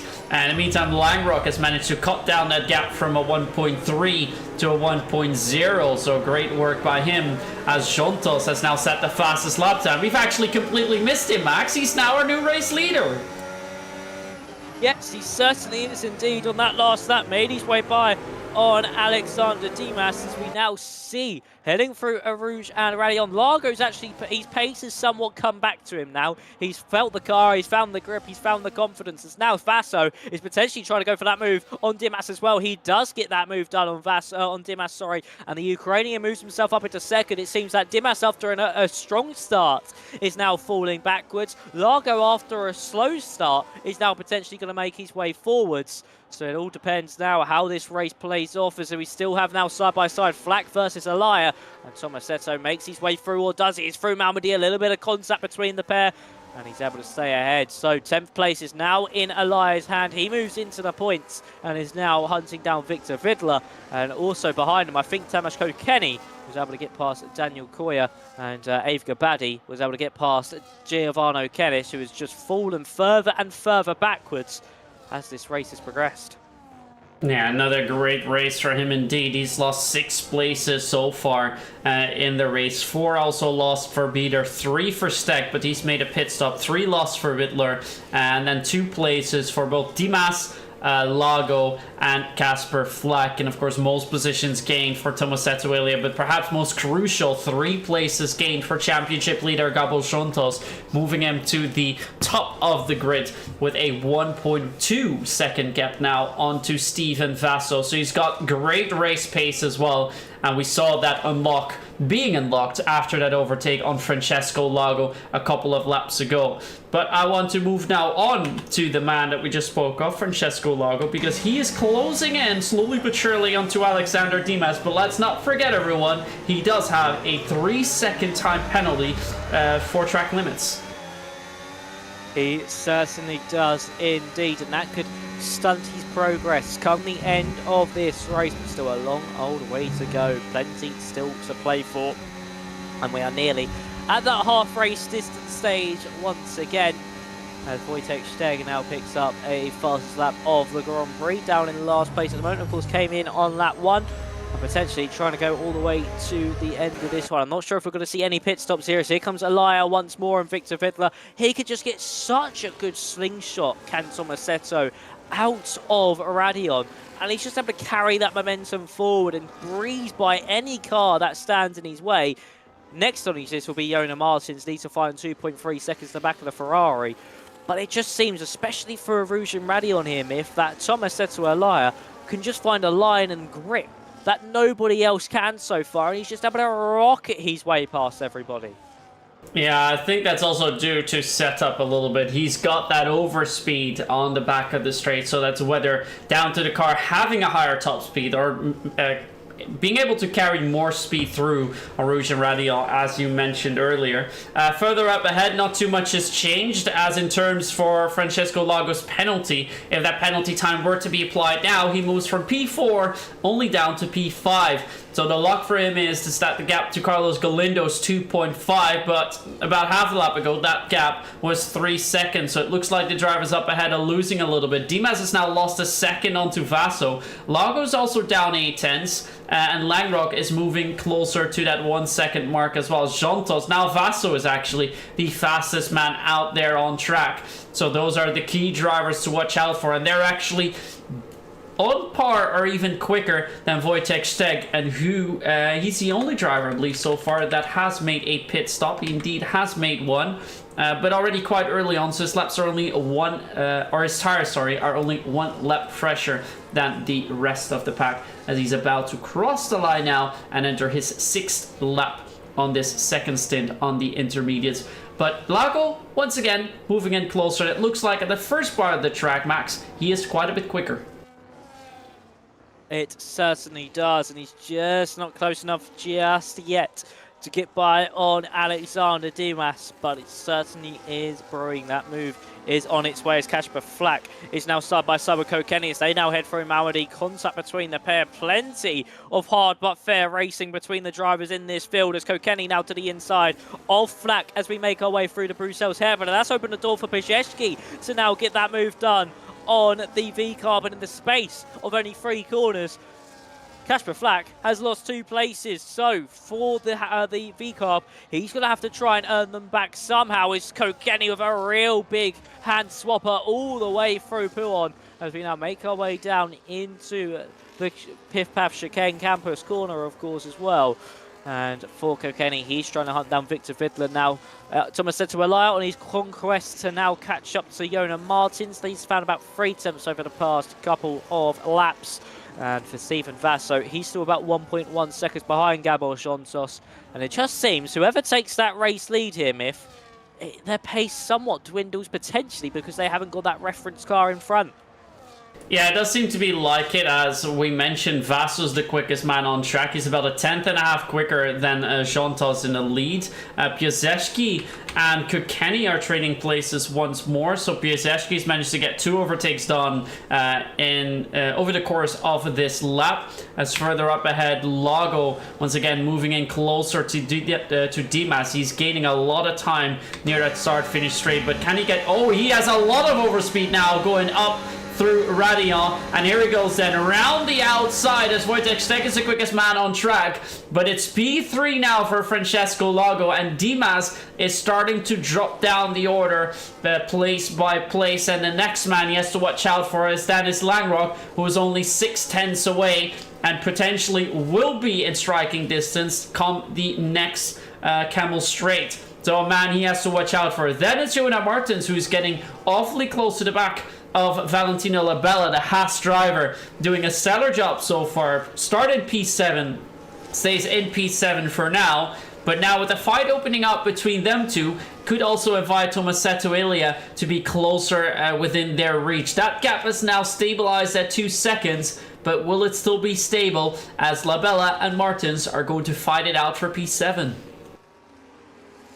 They certainly are indeed. Labella just hanging on for now. Dimas now going to come under pressure from Dennis Langrock as the Kick Sauber's found a lot of pace in this race as well. Of course, last week for Langrock, I don't actually think he was here last week, was Dennis, so this is his first race of the season, and how he would love to start it off with a potential top 4. And look at the overspeed he had up into the bus stop chicane, late on the brakes, barges by Alexander Dimas. He's able to pull this one off, going for the up and under actually out of the bus stop chicane, but no, just not close enough and not able to get the drive he needs to be able to do it. But he's now going to look to the outside line, into the source. Dimas defends the inside quite aggressively, cuts across the front of the Mercedes, but he runs wide out of the corner, flags into pit lane, so we will get a pit stop here this evening, Miff. And maybe that's why Wojtek Steg came in so early, to try get the undercut on everybody else and take his intermediates to the end. But for Dennis Langrock, he now takes 4th place away from Dimas. The Dutchman who started on pole is losing time everywhere, and he's falling further and further backwards, but he's now fighting back into the com.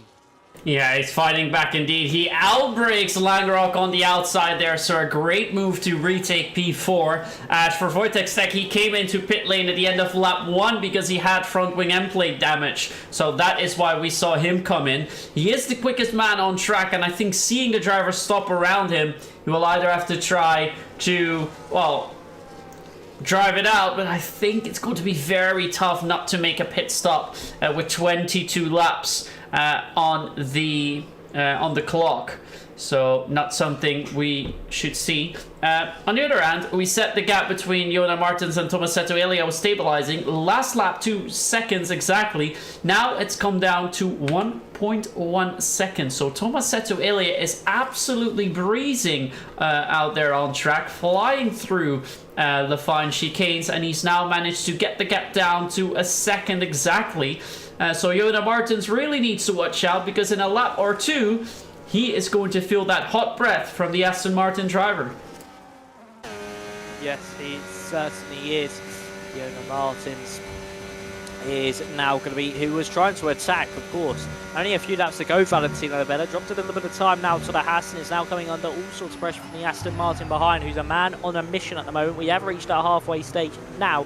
We've made it officially further than we did in our previous attempt by a lap.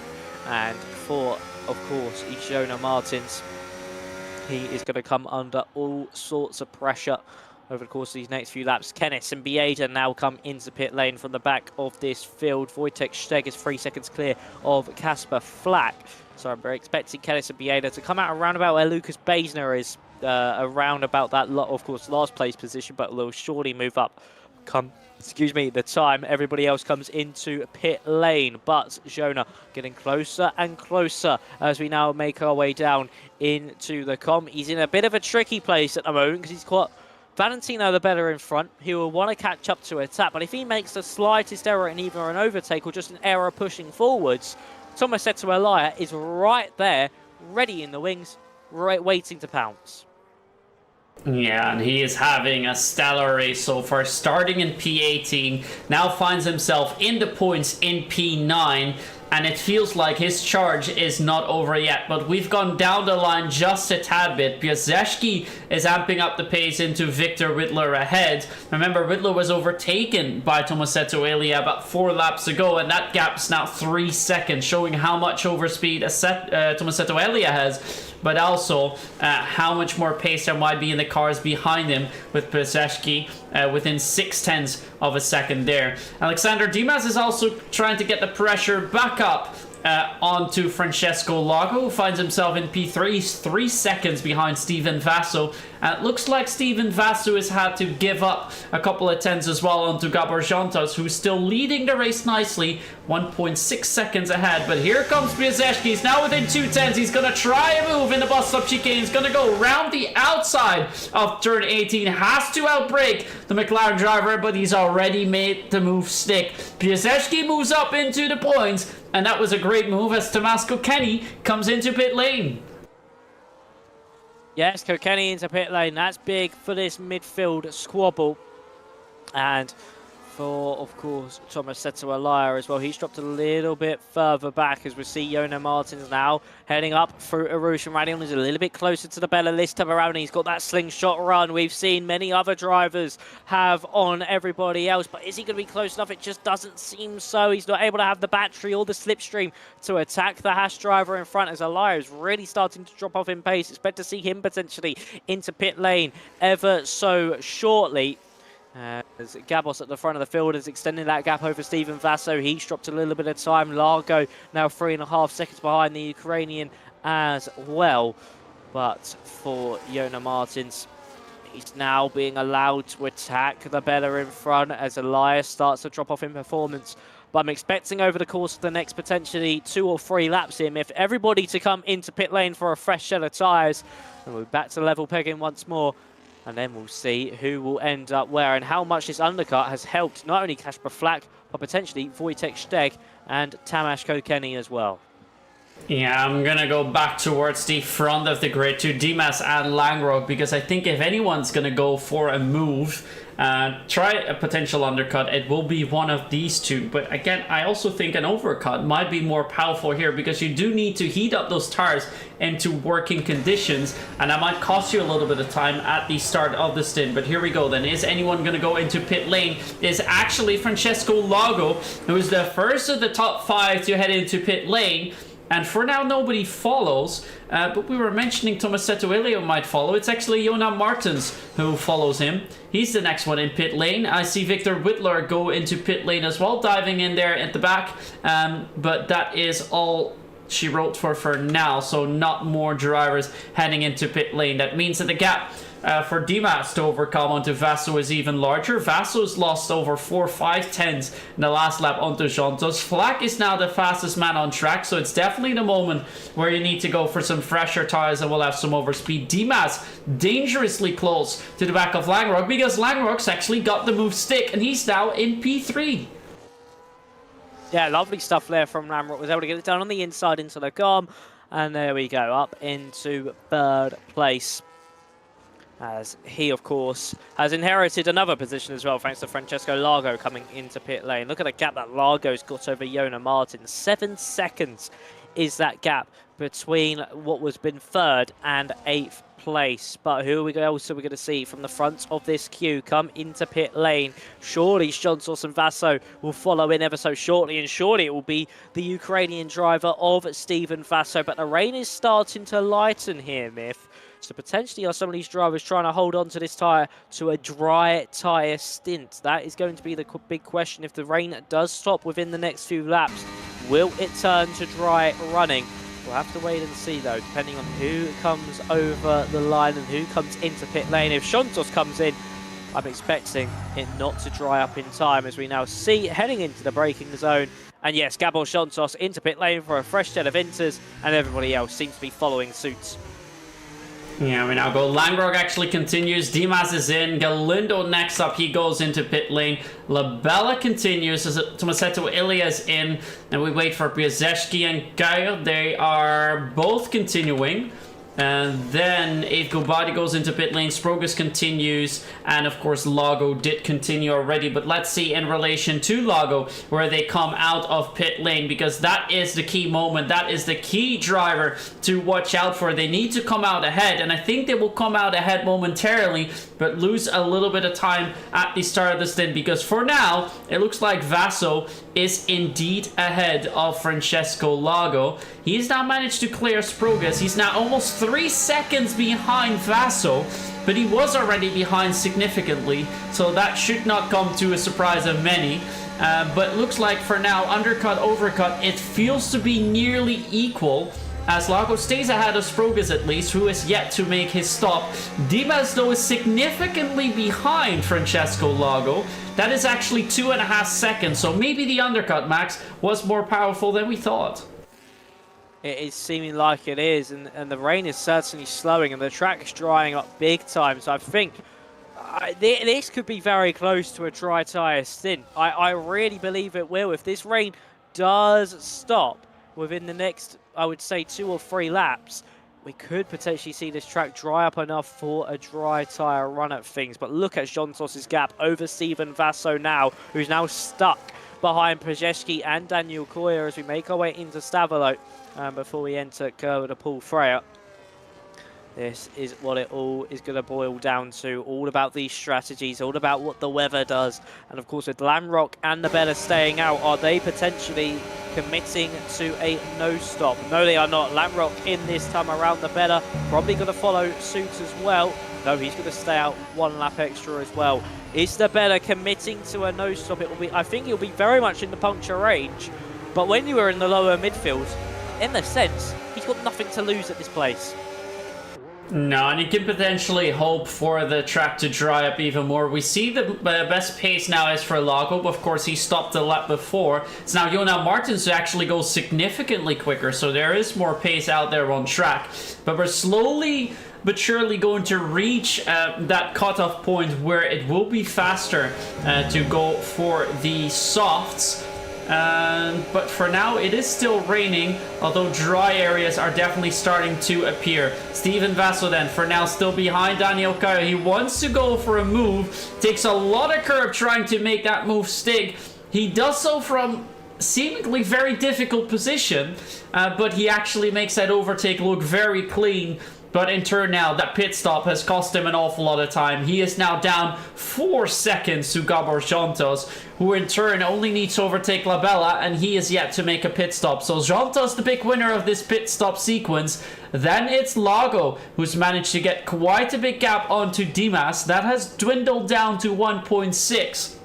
But how much more that is going to come down to, we're of course going to see later. And with that penalty applied, Lago would still lose 2 positions, 1 to Dimas and 1 to Langrock. So that's not out of the window yet. Tomasetto Elia, he's further behind Diona Martins, who just set the fastest lap time before. And he is not too far behind Rahard Sproges either, who I believe still needs to make a pit stop. Let's actually look at it. It's indeed 4 drivers out there still to make a stop. Labella, who's currently in first. Caio and Piasecki 4th and 5th, as I think Labella has now come in. And then finally, Rahard Sproges in P10, yet to make a pit stop. But all, of course, still on those intermediate tires. And we're going to take a look at those offsets so we can see how many laps they've done on them now. But Santos, definitely the quickest man out there. He certainly is, dispatching Labella with pure ease. And Dimas now sets the fastest lap of this race. But he's built up a 4-second lead, has Gabor Santos over Steven Vasso. And with Labella having that 3-second time penalty, I think he's just going to fall further and further and further back down throughout the field. Piasecki's on mediums. Down into the cup. That is big. That is huge. Piasecki on the mediums. And I mean, I was just about to point out, especially heading down the com there with Valentino Labella, this track here, Myth, has got a lot drier. There's no more shine on the circuit. It is all just pretty much just, not bone-dry tarmac, but just greasy tarmac at this stage. And Piasecki's gone for that risk. He's gone for the mediums, but it's just a bit too early. It's not going to be dry enough, you would think, at this stage. But potentially in the next 2 laps, those mediums could come into play, and he's not losing too much time actually to Daniel Caio in front. I'm expecting he will in this middle sector. But those medium tyres could certainly be a good strategy within the next couple of laps. He's actually a little bit quicker. He's surprisingly fast on those mediums. So I have to see through Pouhon how that goes, but it looks like he can take more speed, and indeed he is quicker. I think we have pretty much reached that cutoff point, and it might be golden for both Labella and Rahard Sproges, who've yet to make a pit stop and might save themselves a pit stop if the other drivers all have to come in again for dry tires, because Piasecki now seems to be the fastest man out there on track. How quick are those other drivers going to follow? Santos doesn't. Labella now comes in. I am curious to see what decision he makes, but I think, Max, he has to go for the mediums here. We have a yellow in sector 3. You have to go for slick. Who's that yellow for? Is that for potentially Rahard Sproges? I think it is. Rahard Sproges. Oh, he's got a puncture. Oh, Rahard it's soft. Sproges, and what was... Rahard Sproges, DRS is enabled. And his dry tyre running.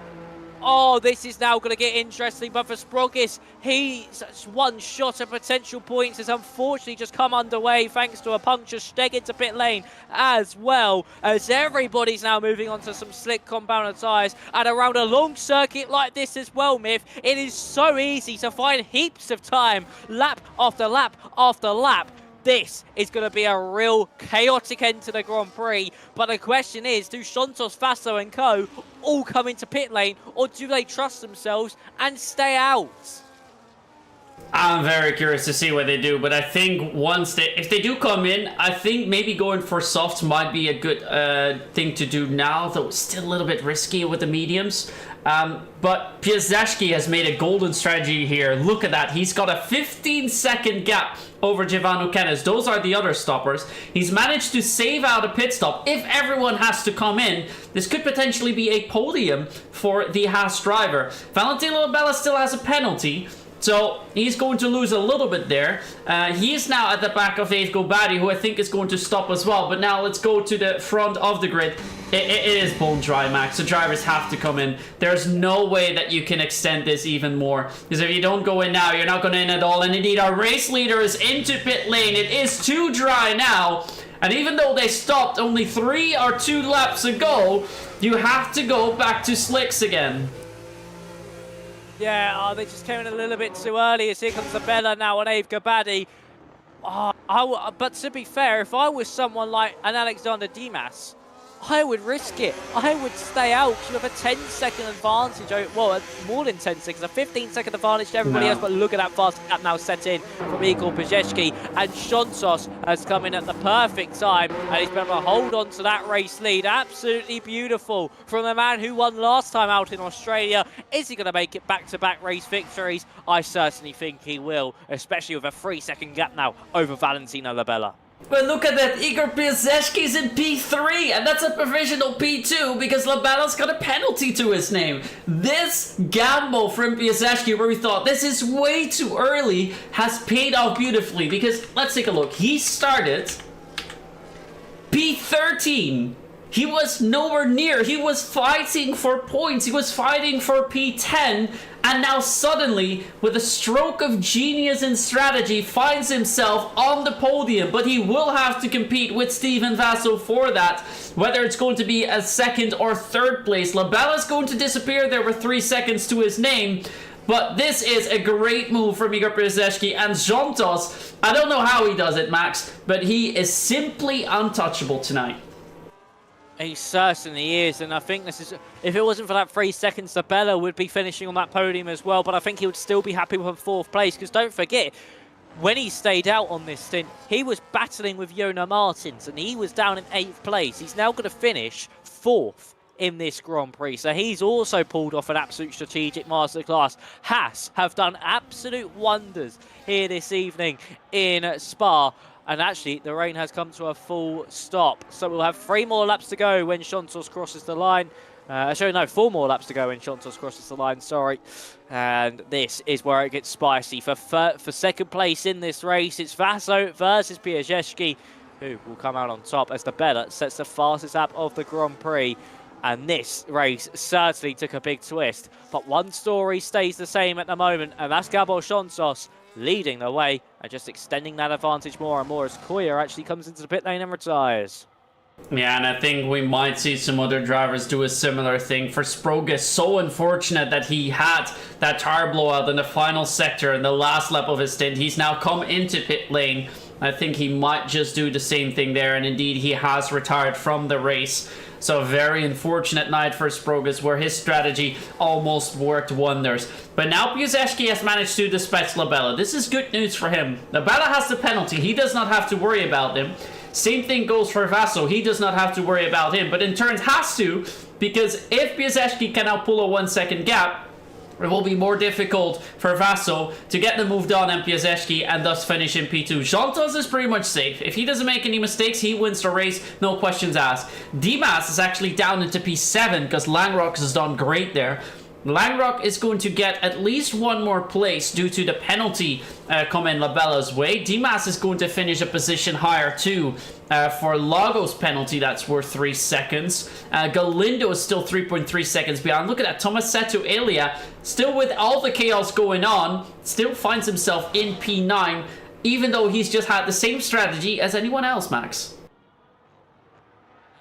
The same old strategy, and Aleo's been able to make his way out through the field as Vassu's just been able to make his way past Valentino Labella into the bus stop chicane. Shontos now at the fastest lap of this Grand Prix, and I think Piasecki can say goodbye to that 2nd place in this Grand Prix, and Dennis Langrock could potentially still end up onto this podium as well, because he's closing up to the back of Valentino Labella too.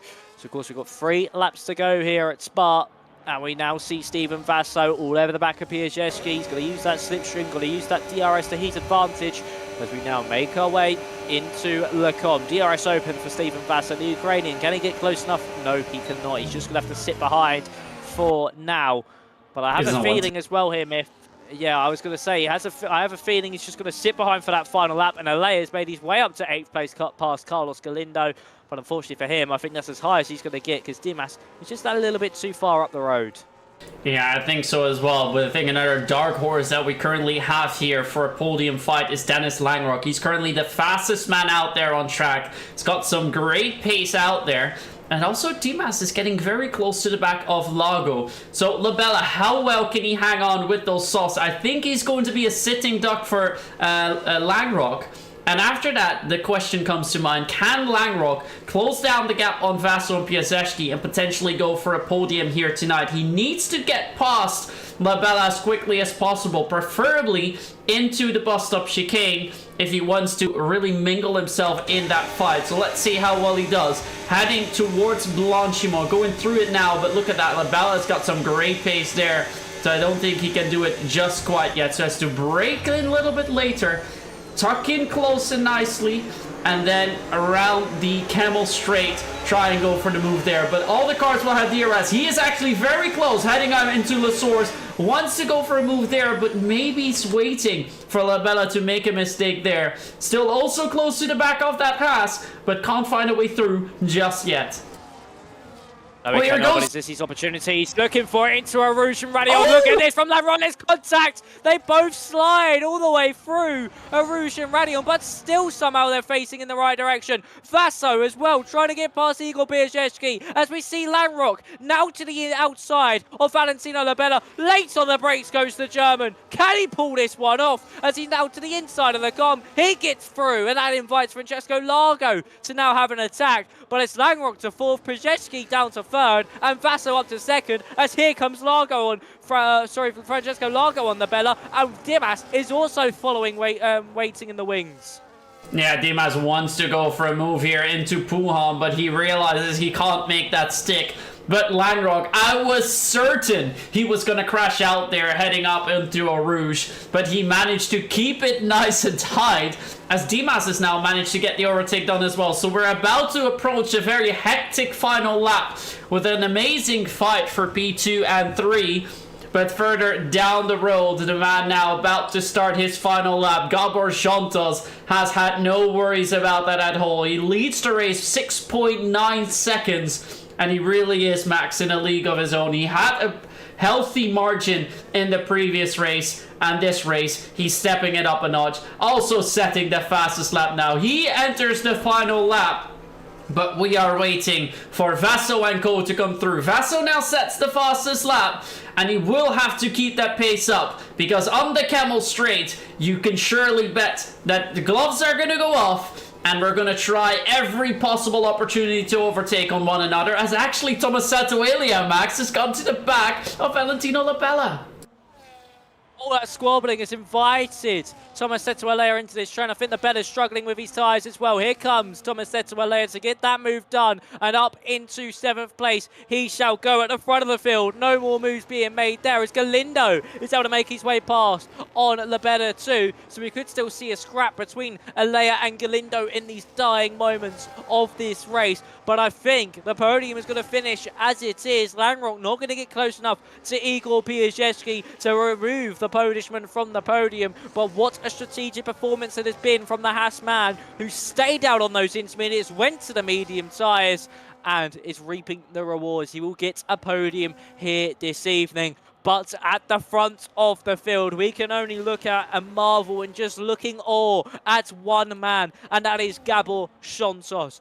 He came into the season as probably the favourite for the title, maybe misplaced ever so slightly. Everyone would have thought he would have been in F2, but no, he's here in F3, and he has certainly taken that to his liking. He won in Australia by 2.4 seconds, as now we see Dennis Langrock potentially going for a move on Piaszewski, but at the front of the field, Santos will make it 2 from 2. He will win the Belgium Grand Prix, and look at that from Langrock, around the outside of Igor Piaszewski.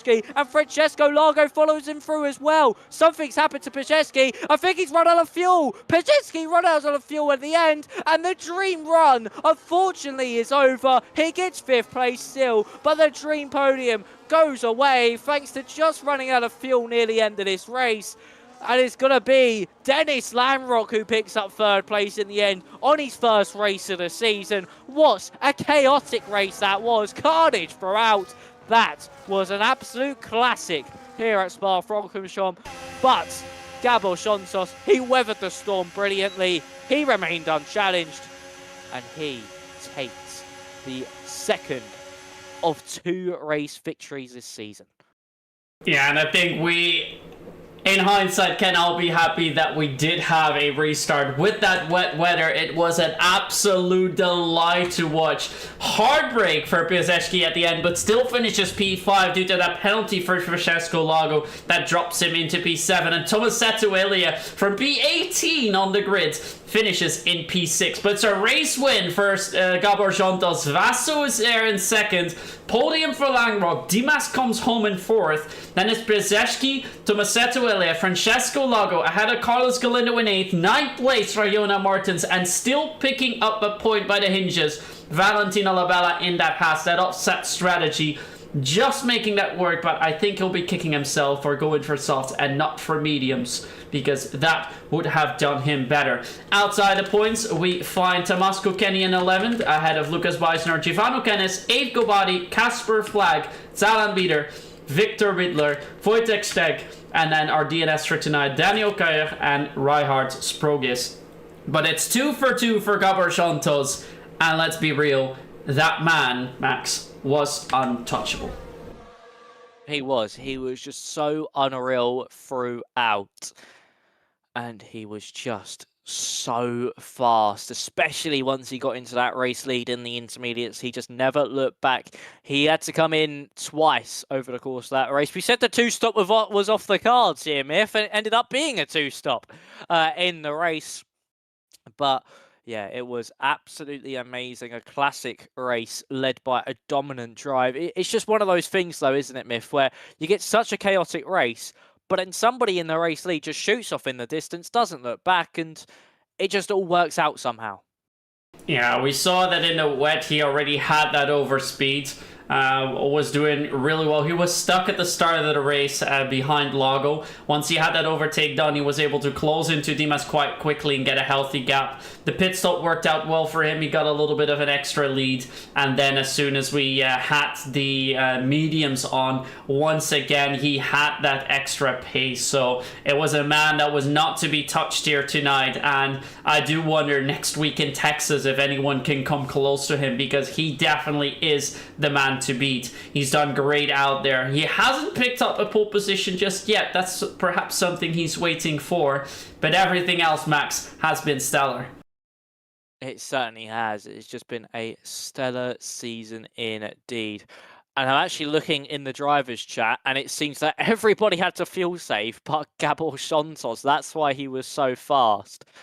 And potentially, he just put in so much more fuel than everybody else. He maybe knew that, of course, being a fast circuit, even in the wet, you're not going to be able to save much still.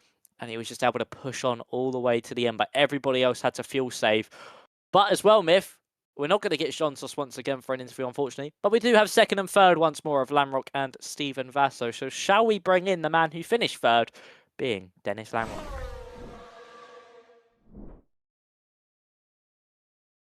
So here we go indeed, moving on with the interviews, with his first race of the season here and immediately breaking grounds, perhaps not expecting it all the way at the end, but managing to get the move done in the final few corners. A P3 and a podium for Dennis Langrock.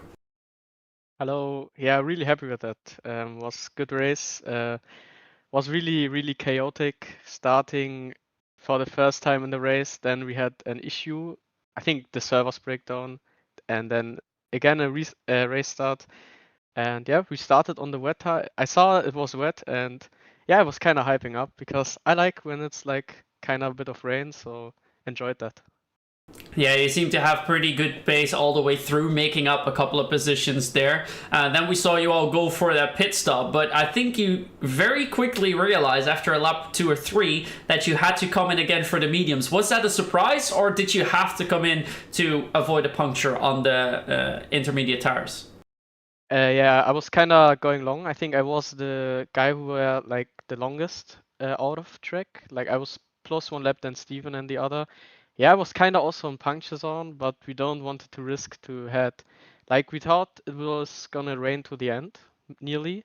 So yeah, we decided to go long on the inter and have the freshest set of intermediate tire, which was yeah pretty good. But yeah, you never know in this race conditions like that. But yeah. And then, of course, we had the pit stops. You still had to break some ground. So take us through that final stint on the mediums. Because for a long time, it did not look you were going to get to the podium. But in the end, you do find yourself on that third step of the podium. Yeah, tire advantage was just really great. And I think also the soft tire from that one Haas runner was just not good anymore. And yeah, like Igor run out of fuel on the last lap. So yeah, I was just noticing that and took instantly +1 lap with me. Yeah, was good strategy. And that was very well done indeed. Now, this was, of course, your first race of the season. Next week, we go out to Texas. What are your thoughts on the Circuit of the Americas? Texas kind of cool track. Don't like that too much in 24, but now I kind of like this track. And yeah, with my engineer Arik, we're gonna cook something up again, for sure. That sounds very good. Then moving on, Max, any questions from you? Yeah, of course. Congratulations, Dennis, on P3 on your first race of the season. Brilliant way to kick things off. But just overall, how was it? Of course, you did 11 laps. Well, pretty much 11 laps in the first lobby. Just how was it then? Just having to redial into a little bit of the intermediates into a wet weather trim after doing so many laps in race trim on the dries. How difficult was that transition in that lobby restart period? Yeah, it was kind of much racing today, but yeah, it was just also I got nearly a heart attack where I saw I disconnected. I thought I was the only one, but then I saw everyone just disconnected. So yeah, I thought my race was over kind of because I just thought I'm the only one. But yeah, I think it was like a kind of bit of server issue, and yeah, to get the podium now, pretty good. But yeah, we needed to focus after the restart again and don't do any mistakes in this kind of tricky conditions. And yeah, now a podium. Last week I could not race because I had birthday, so yeah, kind of good birthday present here to get P3. Yeah, a good little late birthday present there for you, Dennis. And yeah, hopefully that birthday luck you had at the start from this race can potentially carry on for the rest of the season. Hopefully. All right, so with that, we'll round off our interview with Dennis Langrock. Dennis, thank you for joining us. And yeah, as Max said, good luck next week. Yeah, thank you. Have a good evening. Bye bye. All right, and now then we're going to prepare for a man in P2. We will not have an interview with Gabor Santos later on, so this will be our last interview for tonight. Steven Vassel. He already had a great result in round 1, but we find him again on the podium here. Let's move him in. And here is then Steven Vassel. Steven, that was a very hectic evening, wasn't it? Yeah, it was very long, to be fair. It's only 9 o'clock and we just finished, but yeah, it was a good race. Just very tiring. Yeah, it was quite a tiring race indeed. We of course had to, well, pretty much start all over again near the halfway mark.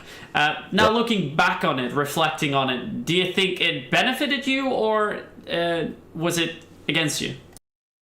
I think it was against me. I mean, I wasn't too ashamed either way because my pace in the rain was really quick until I realized I was way under fuel. Like I had to fuel save from like lap 5 and then I had to stop chasing Gabor. So then the gap kept creeping up when I had to save. So I couldn't attack him anymore. That's why the gap got so big, but he has good pace as well. All right, that does explain that indeed. Well, last week, you managed to get a P10 in there, picking up 1 point tonight. That's going to be a heap more points with a 12 that you've picked up here. Qualifying session also quite solid. But how was quali for you actually? It really wasn't great because I knew I had really good pace going into it. It got my mind too much and I made mistakes. So if I didn't, I probably would have been like clear of P1. But yeah, it's fine. And then in the wet weather, you had quite some great pace as well. Yeah, of course, you mentioned you did have to fuel save quite a bit, but was there more on the cards had you not had to fuel save, or was Jantos just a bit too quick tonight? No, I think there was a lot in the cards because when I was pushing, I was actually gaining on him. Like I think I got the gap down by like 7 tenths in 2 laps when I was able, like not fuel saving at all. But then, as soon as I did those 2 laps, I realized if I had to fuel save, otherwise I was gonna be like half a lap down come the end of the race. So I just decided it's better to lose the win and get a podium rather than go for the win on track but then lose it and go get P10 at the end because of the fuel. So. Yeah, and then earlier on, we asked the same question to Langrock. Of course, you all made that first pit stop. We were expecting everyone to just go for a one-stopper, but then a few laps later, everyone realized we need to get on the mediums again. Did you expect that at all, or was it just part of the strategy? We didn't expect it. My engineer told me to pit on the same lap that Igor did, which worked well for him. Actually, he gained a lot of time from it. But I just thought I shouldn't because it was still raining on track, and I thought there's no way the slicks would be quicker. So, but then I saw Gabor pit, and then I didn't want to take any risks. So I pit as well, but I could have pit the lap before if I did listen, but I thought it was just too risky. So yeah. Yeah, we were quite surprised to see Igor come in as well, but he definitely had that overspeed. You, of course, had a little bit of a fight with him as well, but all things all good, and you're on P2. Yeah, thank you. Max, any questions from you? One from me, Stephen. Of course, congratulations on that second place. But you mentioned about the fuel kind of miscalculation. Was it just that you and your engineer were both just not expecting to burn so much, especially in those wet conditions, or was it just you accidentally went a little bit too far down on the fuel front and just messed up the strategy slightly? It's definitely we just didn't expect us to burn that much, but yeah, of course it's a mistake, but now we know that you burn an incredible amount of fuel in the wet, so we didn't expect it, but it's good we learn from things and just take it to other races now. Certainly will, of course, Texas next week. So hopefully we'll be back either on the podium or race winner again. Hopefully the luck goes in your favour once again. Yeah, thank you. Have a good night. You too, man. Thank you. All right, and that also means that we are through our interviews here tonight. We've had a very hectic evening. We had to do a restart after the qualifying session due to an incorrectly applied penalty. Then we were in lap 10 when we saw a huge disconnect forcing us to restart all the way over. And then we went, well, essentially if we hadn't had a restart, we would have started in the wet. Then we did start in the dry after the first restart, had to restart again, then it was wet again, but in the end it did dry up and we ended up in clear sunshine. But all the way through, Gabor Jantos was just way too quick, and Max, who can really stop him this season? That's going to be the big question. Who can stop Gabor Jantos? As I said, as he was heading up to the line, I think a lot of people were surprised with him being placed in F3 because he's an F2 caliber driver. He certainly is. And I mean, you've seen it in other places where he's been able to take it to all of those F2 drivers and be constantly at the front of the field and be a front runner there as well. So I think it really just is that these drivers in F3 are just so good, and they're just that little bit off the F2 level, and that's where Jantos potentially just shines that a little bit more, where he has that F2 experience, or he just has that little extra bit of pace that nobody else can unlock yet. And that's what's given him these advantage in these opening 2 rounds. But of course, the more he's here, the more people will learn off him, and the closer they will get. They will slowly start eating into those gaps. So of course, still a very long season ahead. And I think for now, Gabor is going to be untouchable, but maybe give it to about round 5, round 6. We'll start to potentially see the chinks in the armour and everybody else start to potentially get involved. Exactly, but of course we're going to see more action continue next week. Next week we head over to the Circuit of the Americas in Texas. After that we'll have a break week, and then after the break week we head to Monaco, which I think will be an absolute thriller for this season. But of course, first off, the race at the Circuit of the Americas. Max, what are your thoughts on that? It's going to be another amazing race. Texas, it's kind of a bit like Belgium with some long straights, but it's a lot more technical. But yeah, it's going to be another amazing race. Texas always delivers. And yeah, I really think that this calendar is so strong. It just delivers on every aspect. I think, to be fair here, Myth, the only race we're going to get as, I don't want to say a possession, but maybe a bit more quieter when it comes to overtakes is going to be Monaco, because you just can't really overtake around there. But every other circuit on the calendar, I think it's just going to be overtakes galore. It's going to be absolutely amazing. This season really just is so strong. And I think it really will come down to Abu Dhabi, this championship. I think Gab will have a strong start. But yeah, next week in Texas, I think it certainly is anyone's game still. Okay, and on that note, we are going to end for tonight. So slightly longer stream, but next week we'll be back at your standard time. So it's 7 p.m. For you Brits out there, and it's 8 for the rest of us Europeans, where we're going to return once more for PCF3 here at PSGL for round 3 at the Circuit of the Americas. That's all for tonight. See you next week, and have a good one.